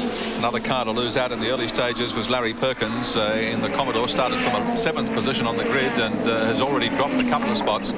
Larry would be running the hardest possible Dunlops on the Commodore, and I guess we can see him dropping back a little at the start, but hopefully his tyres will last out and he'll be there at the end. That's the way he would figure it. Yeah, he pulled them off a steamroller in the car park. There's John Bow, car number 18. Back behind him is Andrew Madecki, then Colin Bond, who made an absolute shocker of a start.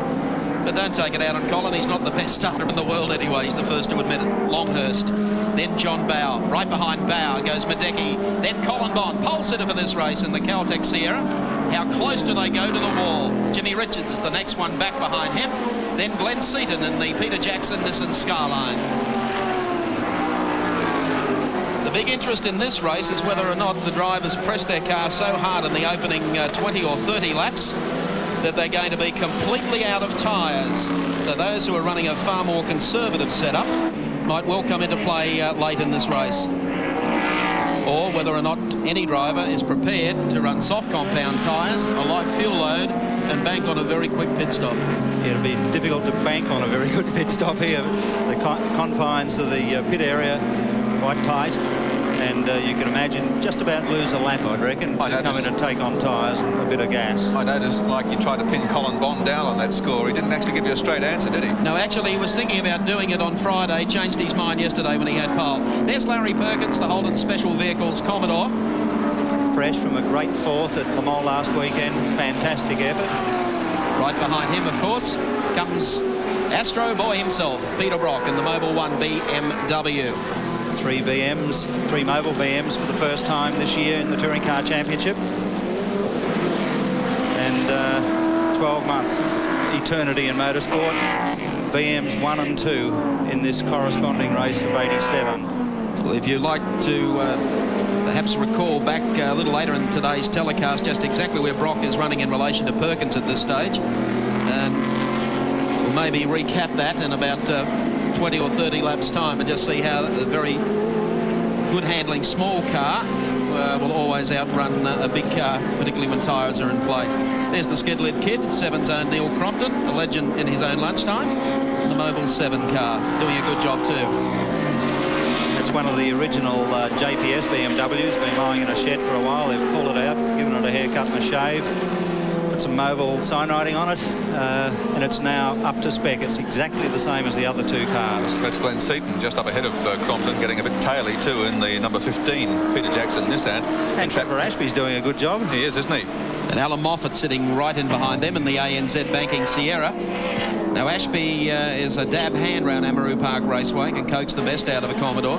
Very, very competitive young man.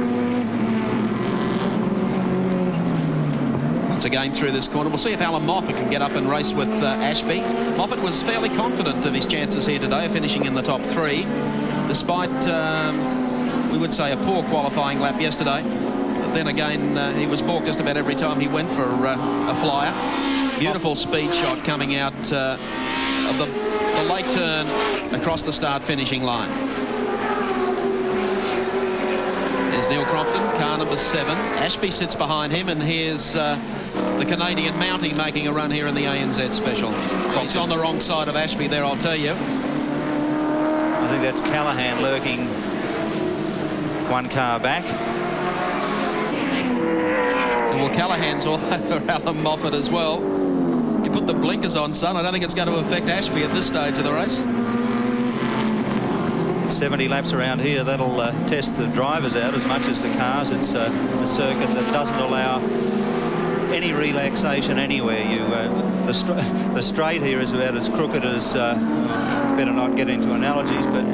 Just don't mention Queensland. OK, coming out of the corner, here's Moffat working away on Ashby. Ashby will not give way. He's running his own race here at Amaroo today, and Moffat now has the inside opening as they come up the straight. Horsepower should come into play here as Moffat draws door handle to door handle, just squeaks it up on the guardrail and takes Ashby on the way up the hill. Callahan is now forced to drop in. That didn't work into his favour. And the next one on Moffat's agenda will be Neil Crompton in car number 7. Well, they're running 11th and 12th on the track.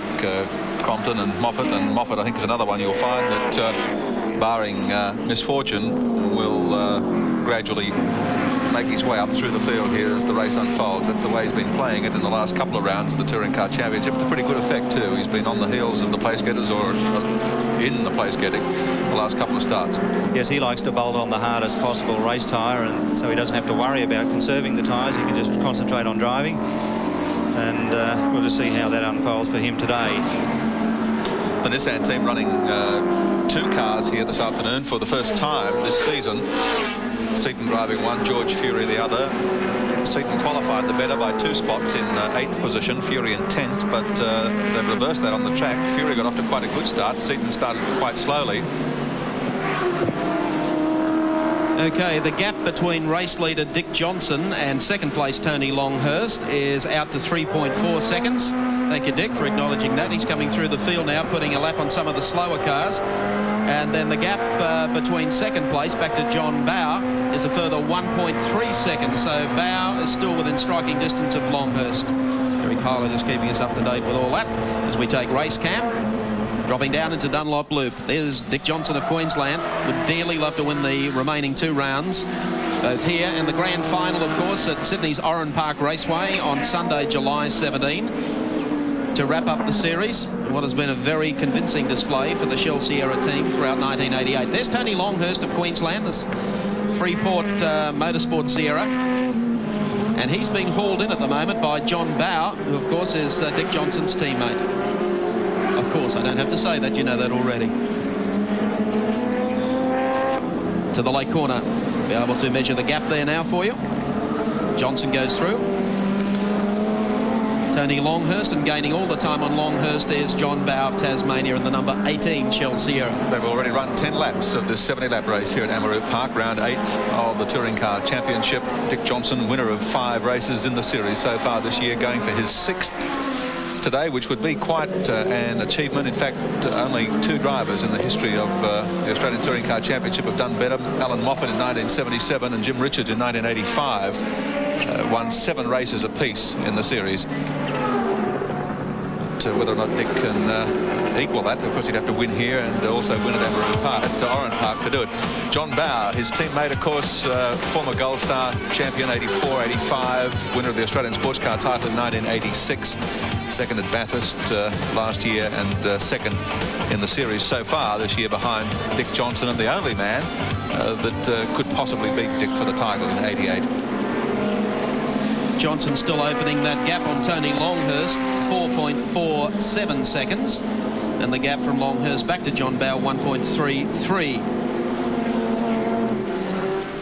Whether or not Dick is jumping away, or whether in fact Bowe is dropping off, back into the hands of, I should say, Longhurst back to Bow.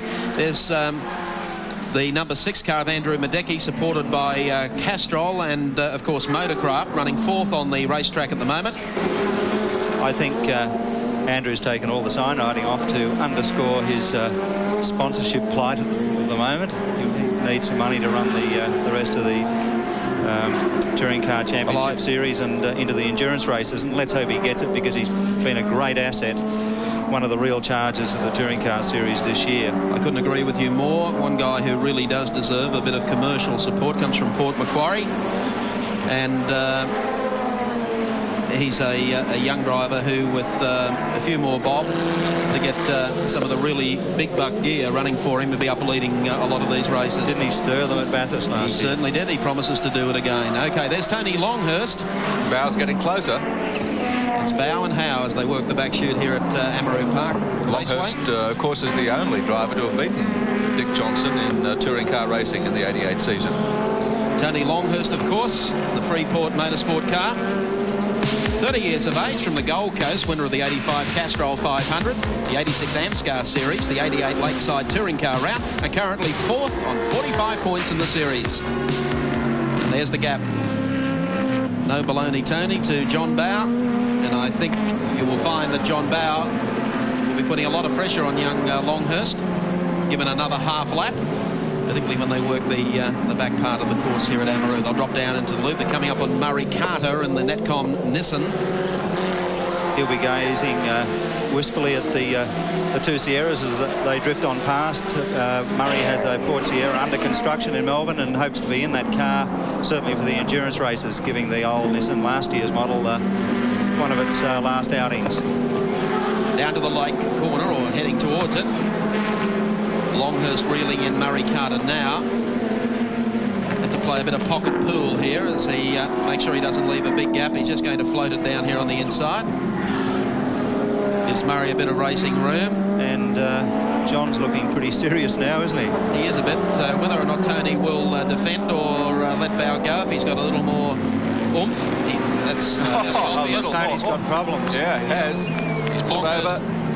Longhurst is slowing going up the hill. And that will move Colin Bond and Andrew Madecki up. Unless he may have... Oh, that's Madecki, yes. Tony's certainly got problems, and that's a shame. Is that a tyre? I'm just... Can't see from there. I'm willing it to be a tyre because he'll be back out again, but... He's still got a fair head of steam up as he heads down to the left-hander at Honda Corner. So a very nice sight for Queensland viewers today of Dick Johnson and John Bow running 1-2. And Tony is already signalling, in case Frank Gardner's eyesight is that good. He's coming into the pits, I would think. He's trying to warn the boys he's on his way. Radio contact would be better, so obviously they're not using that today. There's Colin Bond going through, so he moves up into 4th as Tony Longhurst comes charging into Amaroo Park's pits. It's like the car park at the Red S. Gear shift. Yeah, it looks like that was the indication. He did that in the BM, I recall, didn't he? Like, came up with the shift in his hand. There's Tony Longhurst. Mechanics quickly into the car. Meantime, that opens up 3rd and 4th. Freeport Motorsport team under the direction of Frank Gardner going to work. Well, this 8th round of the championship here at Amaroo may be the longest of the touring car races of the season, but it's not going to be long enough to allow Tony Longhurst to get back into contention regardless of what happens here in the pits. This is already far too long, and back on the track, this is the leader, Dick Johnson, already hauling in the tail enders. Just put a lap there on Wayne Parks, Commodore.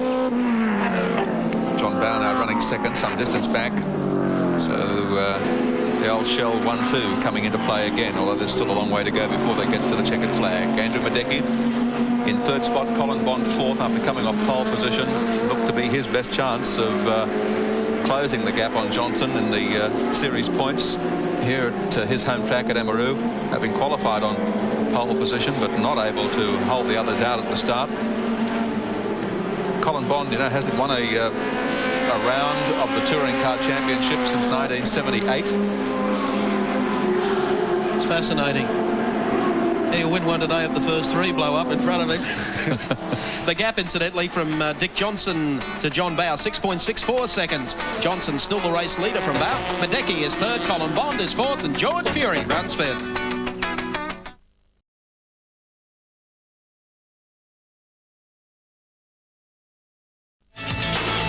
The Shell Australian Touring Car Championship coming to you from Sydney's Amaroo Park Raceway. 21 laps gone out of a 70-lap schedule. On-screen car number 30, George Fury, the Peter Jackson Nissan, started from 10th position on the grid, is up to 5th place. Good drive by George, but teammate Glenn Seaton, who qualified pretty well in 8th spot, got shuffled back in the early laps and has now disappeared from view altogether. I don't know what's happened, but they're running the two cars at this meeting for the first time this season, and have had ill luck with one of them. This is the brand new machine. Freddie Gibson has been working hard to have two cars here for this round this afternoon. Really did create a major problem in having two competitive cars. They haven't had a chance to do too much development work. Racing has been their development program so far in 88. It's good to see George Fury back running competitively in the Australian Touring Car Championship. He's 43 years of age, comes from Talmalmo in New South Wales.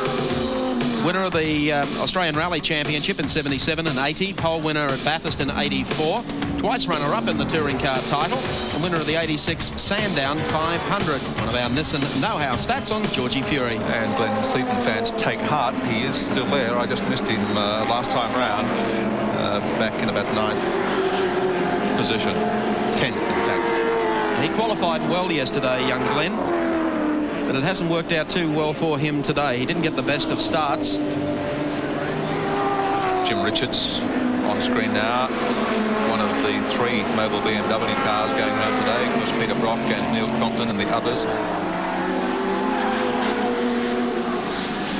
6th spot rather for Jim. The gap between Dick Johnson and John Bowe opened up to 8.4 seconds. And a further 2.6 seconds back, of course, to Andrew Medecky in car number 6, and then just under 7 seconds back to Colin Bond in car number 4. So Johnson has been able to open that at will this afternoon. We all thought leading into the race it would be the closest contest of them all because of qualifying, but one clever Dick is out in front and doing it very, very comfortably indeed. Although I guess you've got a bit of a sweat up, Dick. Mate, I do. It's pretty hot in here. You know, and I'm not like John. I haven't got a great big drink bottle or anything like that.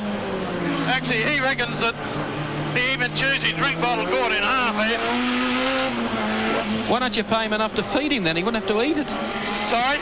I said you should pay him some more so he hasn't got to eat the drink bottle. Well, I haven't got time. I'm too busy talking to you. Busy little place, isn't it, Amaroo, on a Sunday? Mate, this is one hell of a way of getting a sweat up, I tell you. There's absolutely no relief at all here. Here's our Channel 7 mate here. Oh, Crompton, he loves this. Wave to him as you go past. Oh, he's doing a good job. Pity, I think they swept the floor and put that one together. That's a nice pair of shades you're wearing, Dick. Very punkish. Hey, mate, aren't they, as me two kids are here today and say, they're cool, Dad. They're real cool. Talking about real cool, how's the car running? I suppose you got to have something, haven't you? Yep. Because the sun gets very bad in the afternoon here. Yes, I just think as this time you come up the hill, the viewers will understand just how bad that sun is. It goes, maybe it's not in position at the moment, but given another 10 or 15 minutes, it's sheer hell out there. The car seems to be running beautifully. You're opening the gap on John Bowe. Are we? Yep, 8.4. What? Where's Bowie? Bowie's running in second, about 8.5 seconds behind you, and he's about 2.5 seconds ahead of Andrew Medecky and Colin Bond. Oh, great stuff. See, I could have fooled you then and said Bowie's falling back into the clutches. You better get on with it. Yeah, thanks. We'll look after you. Good on you, pal. Here's another one. Like to talk us around for a lap while you're not busy? Yeah, why not? Well, this is just the difference between the squirt of the Sierra and some of the other guys. Because they haven't got a lot of power, we can learn to sort of run past them like this up the hill.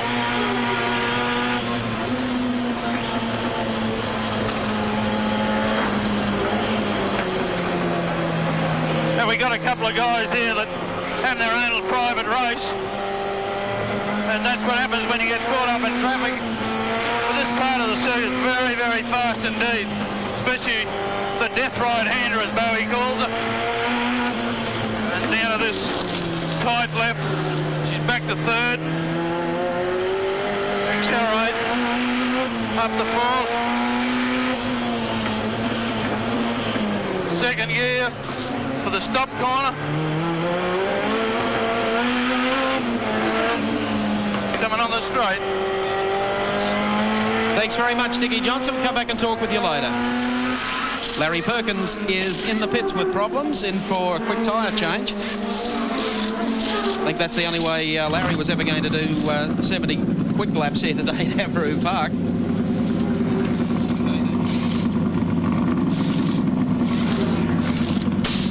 12th position, Larry Perkins. At the time he came into the pits, he won't be holding that spot down now. Gee, he's anxious to get on with it.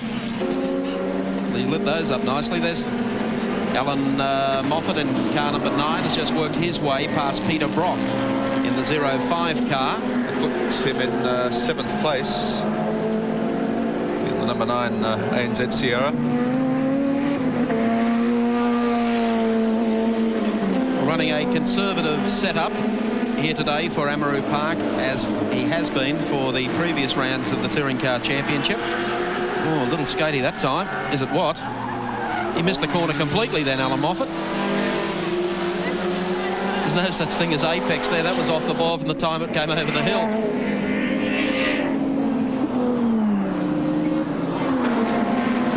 They really must be a handful around here with a bit of the oil that's been dropped in previous races. And so much squirt in those Sierras the time they light up the tyres. There's 15, Glenn Seaton, also running in the top 10 this afternoon. Pretty good qualifying effort yesterday in the Peter Jackson Nissan Skyline. As I mentioned, the same with Fury. They're chasing development kilometres with this car, or both cars. The Glenn is a very, very talented young driver, as we discovered, not only in touring car racing last year, when some people thought he was a good thing beaten, but also when we saw him in the Australian Formula 2 Championship race a little earlier this season in Adelaide, when old dearie me made a mockery of the field. He's 23 years of age, comes from Melbourne, formerly from Liverpool in Sydney, winner of the 86 Sandown 500, second in the Australian Touring Car title last year, second last year in the James Hardy 1000, and winner of the 88 Adelaide Formula 2 round that we saw on 7 Sport a little earlier in the season. I think I should point out that they passed the 1987 Hardy Trophy over to Peter Brock on Friday night at a reception in Sydney. So the official results, of course, going in favour of Peter Brock. Andrew Bagnall is in the pits in the Oxo Supercube car. Some screaming going on between Andrew, up close and personal, and mechanics. And of course, with Brock receiving the trophy for first place, I'll get this out shortly. There's Trevor Ashby, who's in the Lansvale Smash Repairs car. Oh, he's had a problem. They're getting Trevor going again. As you can see, the pits here at Sydney's Amaroo Park Raceway are very, very congested indeed. Alan Moffat continues in car number 9, the ANZ Sierra. There's Peter Brock, though. Quick as a wink. Astro boys straight up with the mobile BMW, and beneath Alan Moffat. Moffat had taken something like 15 laps to get by Peter Brock. And Brock is making life very, very difficult for his former co-driver. Alan has a lot more squirt, but the car seems to have gone a little off the boil.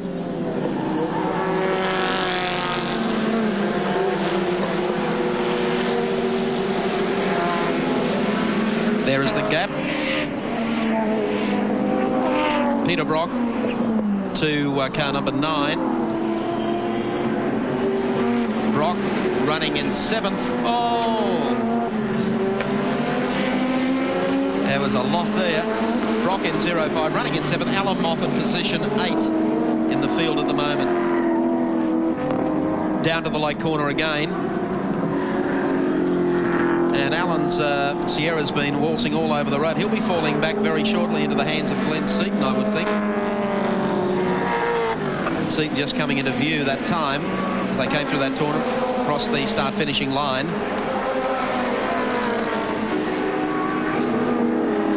One good thing about having Neil Crompton out there racing today, you know, is the fact that he's left behind his briefcase. With all these notes. With all these notes. And they trouble.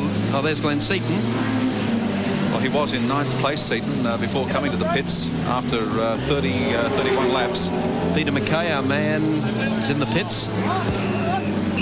Let's go to Peter. What's happening down there, Pete? Yes, thanks, Mike. The guys are looking under the back of the skyline. Glenn, do you know what the problem is? No, don't really know what the problem is at the moment. Hopefully we can fix it and we'll get back out on the circuit. Okay, mate, I think they've just about finished. See you later. I'm not sure if he was talking to Glenn or myself. Okay, to Glenn. Dick Johnson coming up. He's going to put a lap on Alan Moffat very, very shortly. They reach the top of Nissan Skyline and drop into the loop. Brock is coming up to put a lap on Park, bringing Moffat along with him, and Johnson is trailing the pair of them. We take race cam again from Dick Johnson's Shell Sierra as he works the back part, the tree line part of the course on Amaroo Park Raceway, one of the country's most picturesque circuits.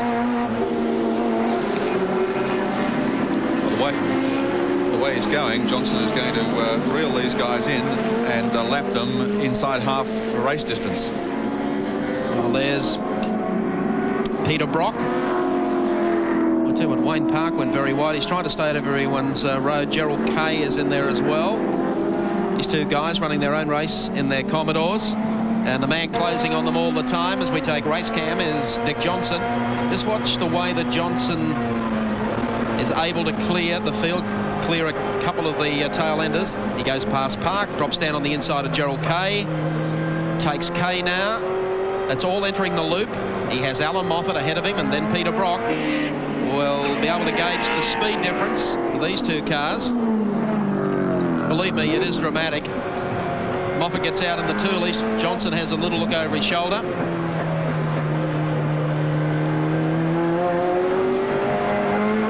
They head down the back straight. So Johnson now closing on Peter Brock. I don't know what the problem was with Glenn Seaton's car, Mike. He's back out on the track, but he's crabbing around the track and going nowhere fast. I think he'll have to come back to the pits. I think you're right, Gary. He should be down in the loop area. In fact, I would have been surprised if he has had a tyre that's popped on him as well. Should be able to pick it up on Dick Johnson as he makes a run at Peter Brock.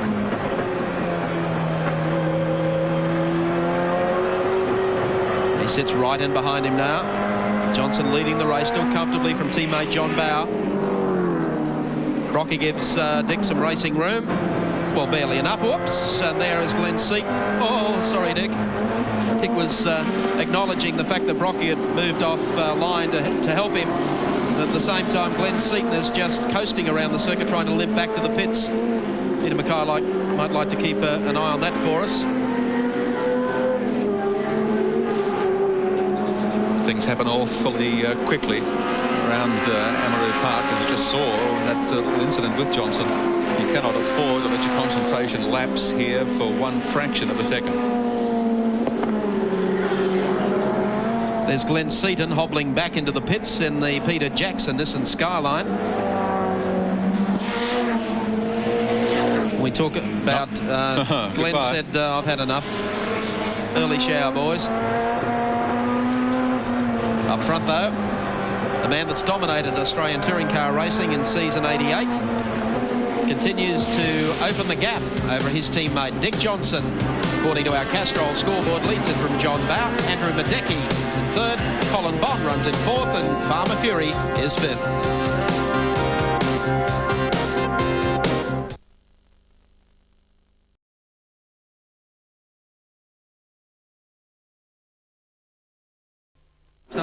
car, Colin Bond, fast qualifier for today's race.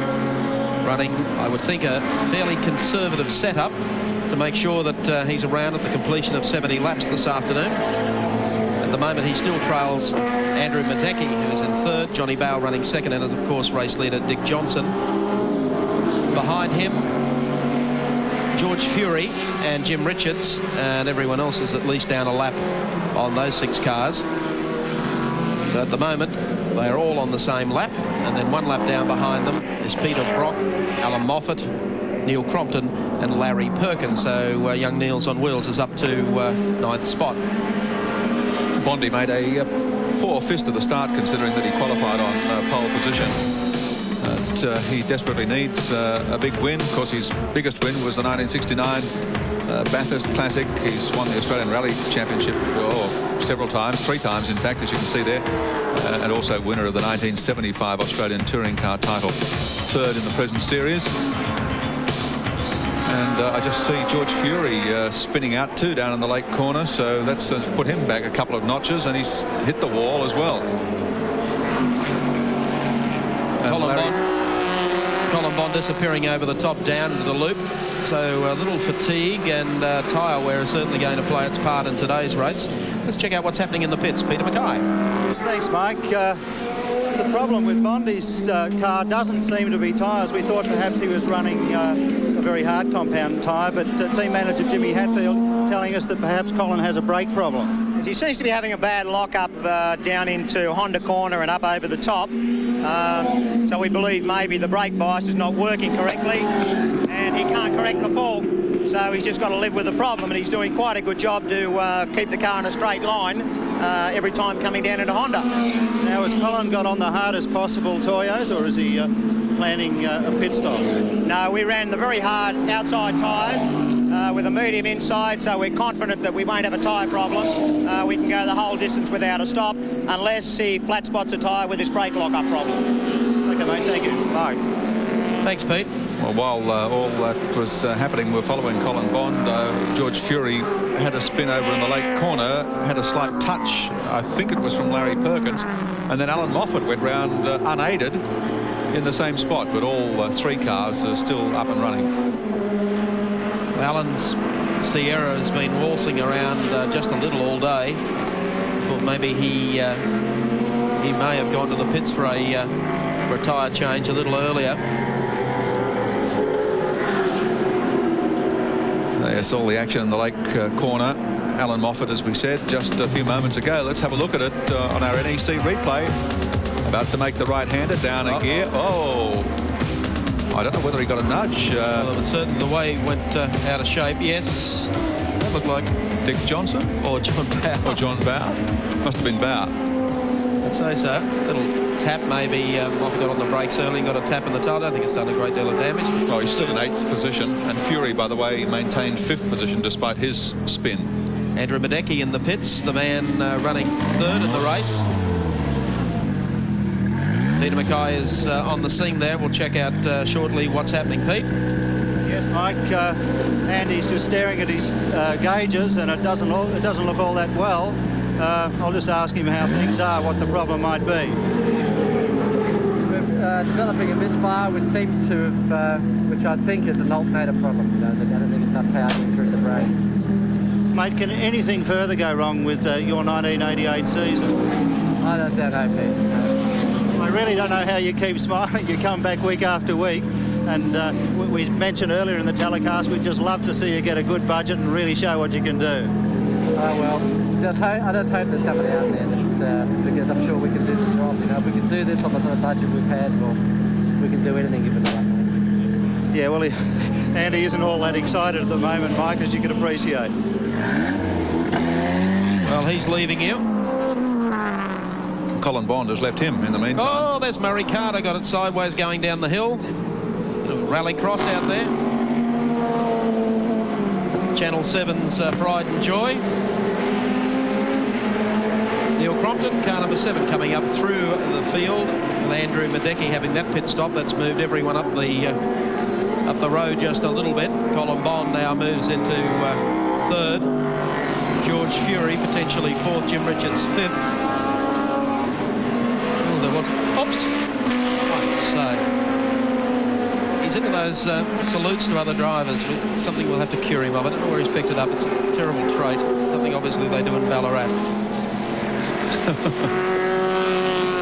Well, he's doing the right thing there. Yeah. Thanks, Pally. Looking after his own. Yes, well, it was Murray Carter, actually. I think young Neil drifted across the front of, or someone else. However, they're keeping him fairly busy out there on the racetrack. Jimmy Richards, car number 1, the man who won the Australian Touring Car Championship, running one of the BMW M3s last year for Frank Gardner's JPS BMW team. Jim's running 5th. Oh, Madecki's back in again, so that's the end of the day for him, I think. I'd say so. I don't think he'd be ready for another interview, Pete, so forget that. He's just having a wretched time. Now, whether or not he goes out or puts it behind the pit wall, I would think the latter. In fact, that is correct. So the 2 BMW M3s of Jim Richards, 1, and of course Neil Crompton in number 7, come down the back straight here at Amaroo Park. Jimmy Richards, 40 years of age, formerly from New Zealand, winner of the Hardy 1000, 3 times winner of the 85-87 AMSCAR Series, 85-87 Touring Car Championship, and currently 6th on 40 points in the Shell Series. Jim's in 5th place on the track at the moment. That's after 48 laps in this 70-lap contest for round 8 of the Shell Ultra Australian Championship. When we saw him pass Neil just a lap back, he was in fact putting a lap on him. Yeah, I was going to say Colin Bond is now in. He's caught that out of the just before we crossed to it. Tell you what, the Shell team are having. Colin, of course, runs the team, so he's telling everyone what to do. He loves doing it from the cockpit. He's mad as hell, from what I just heard him say there. I don't know what the problem is, but he's not too happy. Those caps get in the way all the time. Pete, what's happening down there? Well, you're right. Colin doesn't look his usual cheerful self, but I'll just get in close, keep an eye on things. What's up, mate? The alternator stopped charging and the battery just gone flat, Peter. It's pretty simple, but you were off the pace. We were talking to Jimmy Hatfield earlier, and he said you might have a brake problem. Yes, it was understeer problem. That was just the setup of the car, but the battery's going flat. You know, the alternator's obviously not charging, that's all. OK, mate, we'll leave you with it. The boys are getting close to finishing off this job. We hope you can get back out there. Mike. Time to holler for a marshal. They've got a heck of a job getting at the battery. But anyway, Peter's on the spot in the pits, and I thought that is just opening up the field no end. Meanwhile, back on the racetrack, the man who's had no problems at all today is Dick Johnson, leading this comfortably from lap 1. Presently in front from teammate John Bauer. Up into 3rd would now spring George Fury in car number 30, and behind him Jim Richards. So they're all on the same lap, and behind them, running in 5th would be Peter Brock, 6th Alan Moffat, 7th Larry Perkins, 8th would be Neil Crompton, 9th Brian Callahan, and 10th would be Wayne Park. It's quite amazing, isn't it? Just when everybody thought that maybe they were getting a little bit closer to Dick and it might be a different scenario here today in the 8th round of the championship, he's come out and reasserted his superiority in no mean fashion. Coming up to put a lap on one of the BMWs. It must be Jim Richards, is it? Well, that would mean that if he puts a lap on Richards or Neil Crompton. Crompton. That's 2 he's put on Crompton in the last 4 or 5 laps. There's car number 30, George Fury. 20 laps remaining. 20 laps remaining. It's enough time for Dick to lap the field again, isn't it? You might be right.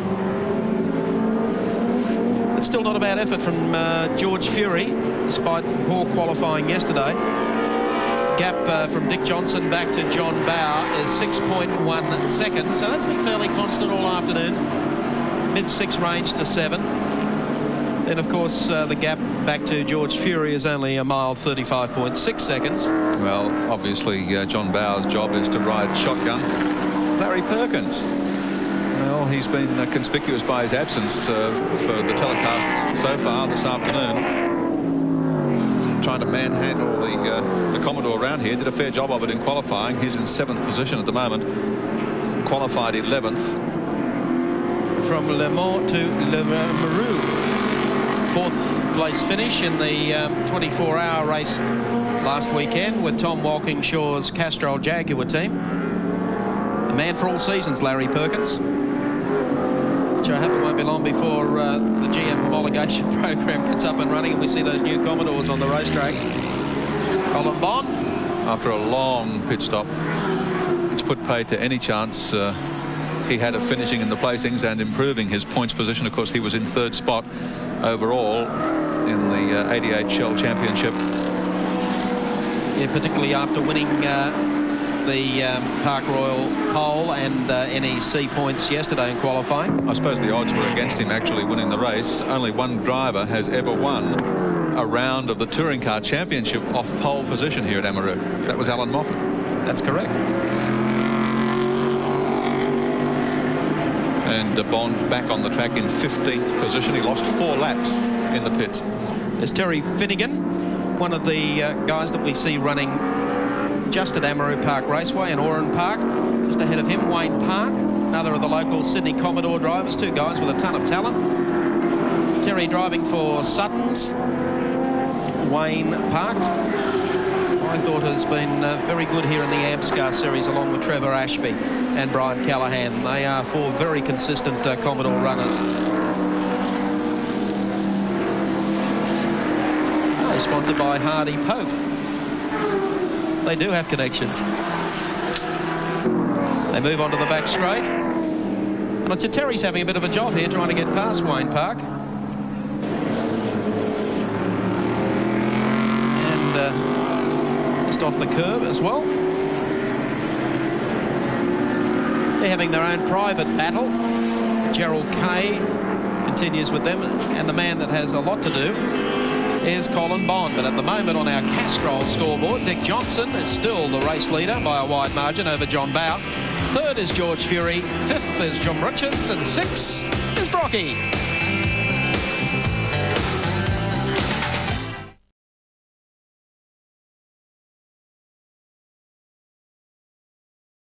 Drew Price, pursued by John Faulkner, both driving Toyota Corollas, and of course these cars have won every round in their class of the Australian Touring Car Championship this year. John Smith not driving at this meeting, but Price and Faulkner filling the bill quite nicely, thank you very much. And they've been dueling all the way here, swapping positions on every other lap at the head of the class and running very respectably 13th and 14th outright, Mike. 13th and 14th, correct. Drew Price back ahead now of John as they head up the hill. You don't get that much time, obviously, when the racing is very tight in races, to go back and show the baby car class that has been dominated totally by Toyota. Which is a shame in a lot of instances, because these guys have some great scraps among themselves that can provide enormously absorbing motor racing.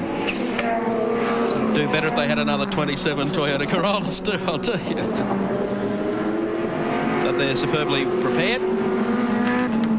They come out to win, and they do that at every round. You can't ask for much better than that. Drew Price, John Faulkner doing it well for Toyota here today at Amaroo Park Raceway, as Tricky Dicky slips in between them, down on the inside, puts another lap on them, and John Bowe closing up behind Dick as rear gunner moves in the closing stages of the 8th round of the Touring Car title from Amaroo Park.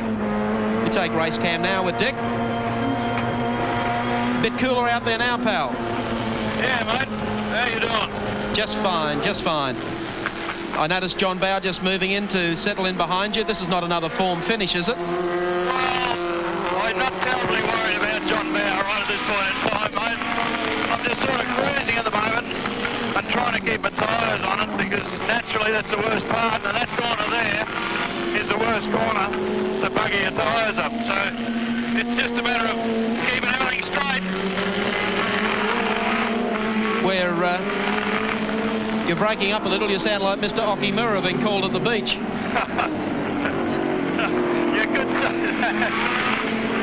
But I tell you what, it's getting damn hot in here, mate. I don't know what your commentary box is like, but I bet it's not like this. Oh, it's frightful in here. We're just working up a lather. Yeah, under air conditioned comfort. Mate, everyone will be asking across Australia, and everyone that pulls each of our commentary team up says, what has Dick Johnson got on every other Sierra driver? Can you explain why? Sure can. Don't tell me talent. Well, we've probably got the best team in this country, bar none. We've got a fantastic team manager in Neil Lowe, and all the boys that he's recruited over the past 12 or 18 months are just top-class guys, and the whole system's just been working good for us. And we keep trying things. We do different things. Like we haven't changed the spec of the car since the beginning of the Touring Car Championship, but we're right at this moment, our engine builders at home, doing a bit of development work just in case we need a bit more power for the endurance races. Well, I reckon Gilly and the kids would be proud of you, as well as all those Queensland Motorsport followers. You've done a great job this year. Yeah, you're not wrong. Actually, this thing's just gone dead on me, you wouldn't believe, would you?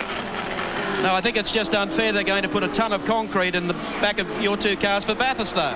Mate, it's just dropped the cylinder, Mike. I'm not joking, listen to it. Oh, dearie me.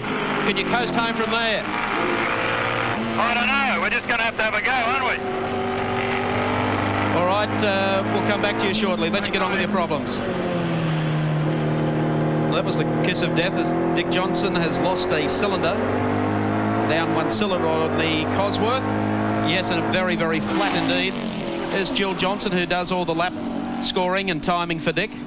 Now, an interesting situation. Look at John Bowe. Bowe has moved up. Now, John Bowe, keep in mind, is the only driver who can beat Dick Johnson for the championship. Yeah, but Dick would have to finish out of the top 10 here this afternoon. That's right. Dick has really got to pull out for that to happen. I'm quite sure that Dick Johnson doesn't want to do any of that. He'll get out and push if he has to, don't you worry. Now, seeing that they've built up such a big lead with about 8 laps to go, it's most interesting whether or not they've given John Bowe the signal to go for it.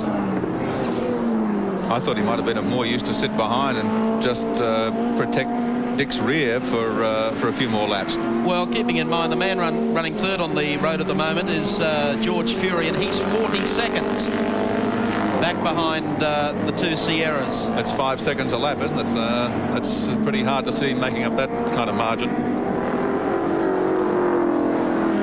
There's John Bowe, who's taken over the race lead in the number 18 Sierra.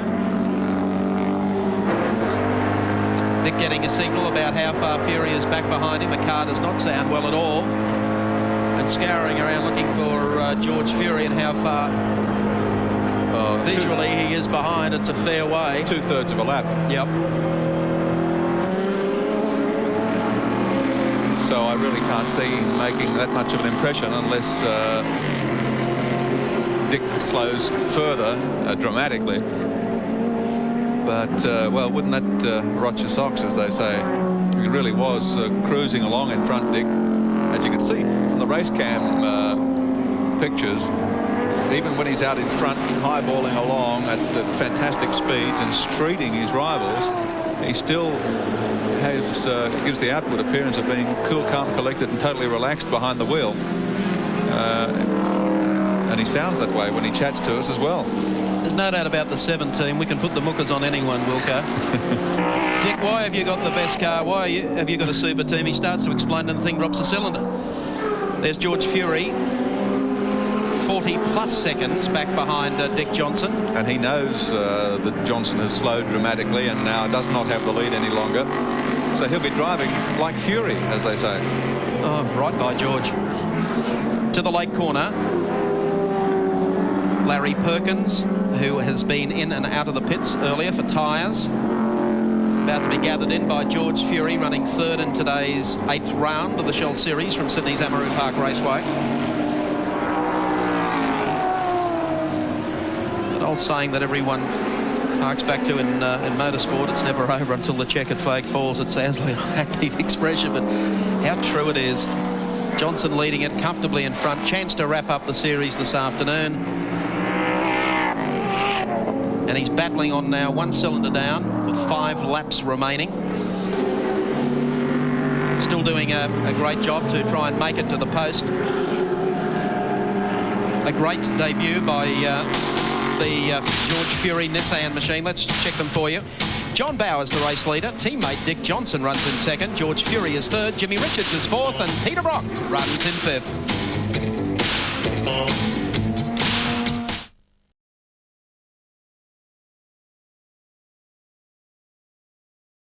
Second in the Australian Touring Car round, just ahead of him, race leader and teammate John Bowe. They should be taking the sign. Last lap board about to come out as Bowe just leads it. Dick Johnson is trying to gain. Our information is that there are no team tactics, so Bowe is not going to be asked to pull up and let Johnson pass. There is no communication back from Dick to John Bowe, but I think Bowe has elected to do that himself. Bowe is your race leader in 18. Johnson running the second spot on the racetrack. Car off song totally. And John is going to sit in, I believe, let Johnson go by and then protect him to get him across the line. They're on the final lap. The late corner now, crowd starting to rise. Can Johnson come back? Will Bowe allow him to win it? They work their way down to the late corner. You can hear Johnson's car. It is well and truly off song. The right-hander coming up. Bowe goes in very deep. Will he keep out against the wall and let Johnson up on the inside? It's all up to Bowe now, whether he wants the boss to do it or not. Bowe says no. Bowe will win it. John Bowe across the line. He takes victory, merely a half a car over Dick Johnson. And third place will go to George Fury in car number 30, who will probably finish in about another 30 seconds. There's George Fury going down the back straight. Horde of cars in there still running, including Larry Perkins. Fury going through in car number 30. And he will come across the line in third place. We'll confirm them for you shortly on the Castrol scoreboard. But George Fury, great debut with the Nissan team having two cars entered for today's race. And Fury getting up to finish in third spot. Let's recap and just have a look quickly at the official score on the Castrol scoreboard. John Bowe is your race winner of round 8 this afternoon. Dick Johnson will finish in second, or has. George Fury takes third. Jim Richards takes fourth place in the mobile BMW, and right behind him, 05 Peter Brock, his team partner. So a mixture of cars there. 2 Sierras, 1 Nissan Skyline and 2 BMWs. Anything can happen in a 70-lap race. We've got a lot of motorsport coming up on Channel 7 in the next few weeks. Let's take a look at what it's all about. If lack of motorsport has you going around in circles, well, don't despair. 7 has the big ones covered. Our next trackside visit will be July 17 at Sydney's Oran Park Raceway for the grand final of the Shell Australian Championship. The Narellan layout always delivers a surprise or two. Remember last year's knockdown drag-out finale between Jimmy Richards and Glenn Seaton. We'll bring you the highlights from next Sunday's Goodyear 200 Oscar Classic at Calder Park Thunderdome as the oval track thrills come thick and fast. Our cameras will also be out and about to capture round 3 of the World Superbike Championships from Austria when the Oz squad of Phyllis, Campbell and Dowson cut loose. We'll also have the 500 action from Assen and Spa, and the NASCAR boys will deliver their best from the Pepsi Firecracker 400 at Daytona. So join us Sunday, July 17 from Oran Park, the home of the World Superbike Championships for the final chapter of the Touring Car Series. In fact, if it's a big deal on wheels, you'll find it here on 7. Thank you very much, Mike Raymond. That's the Motorsports Diary. We're here on the finish line, about to talk to John Bowe just as he steps out of the car. Mighty effort by him to win this afternoon's round. Of course, easily tie up second place in the Australian Touring Car Championship behind teammate Dick Johnson. I thought you were going to let him pass there at the finish. Well, he let me pass in the first place, which was extremely kind of him. It was to ensure that the Shell cars came first and second in the Australian Touring Car Championship. So my thanks go to Dick Johnson. Certainly been a dominant season for both of you, I guess. Well, it has. You know, it's all due to the work put in by Neil Lowe and the guys, and the support, obviously, of Shell, and it's, you know, it's tremendous. It really is great. Well, fantastic. Good to see you get the checkered flag. Thanks, Wilco. Where's Dick? Where is he? I just want to have a quick word with him before we go, because our telecast time is about up.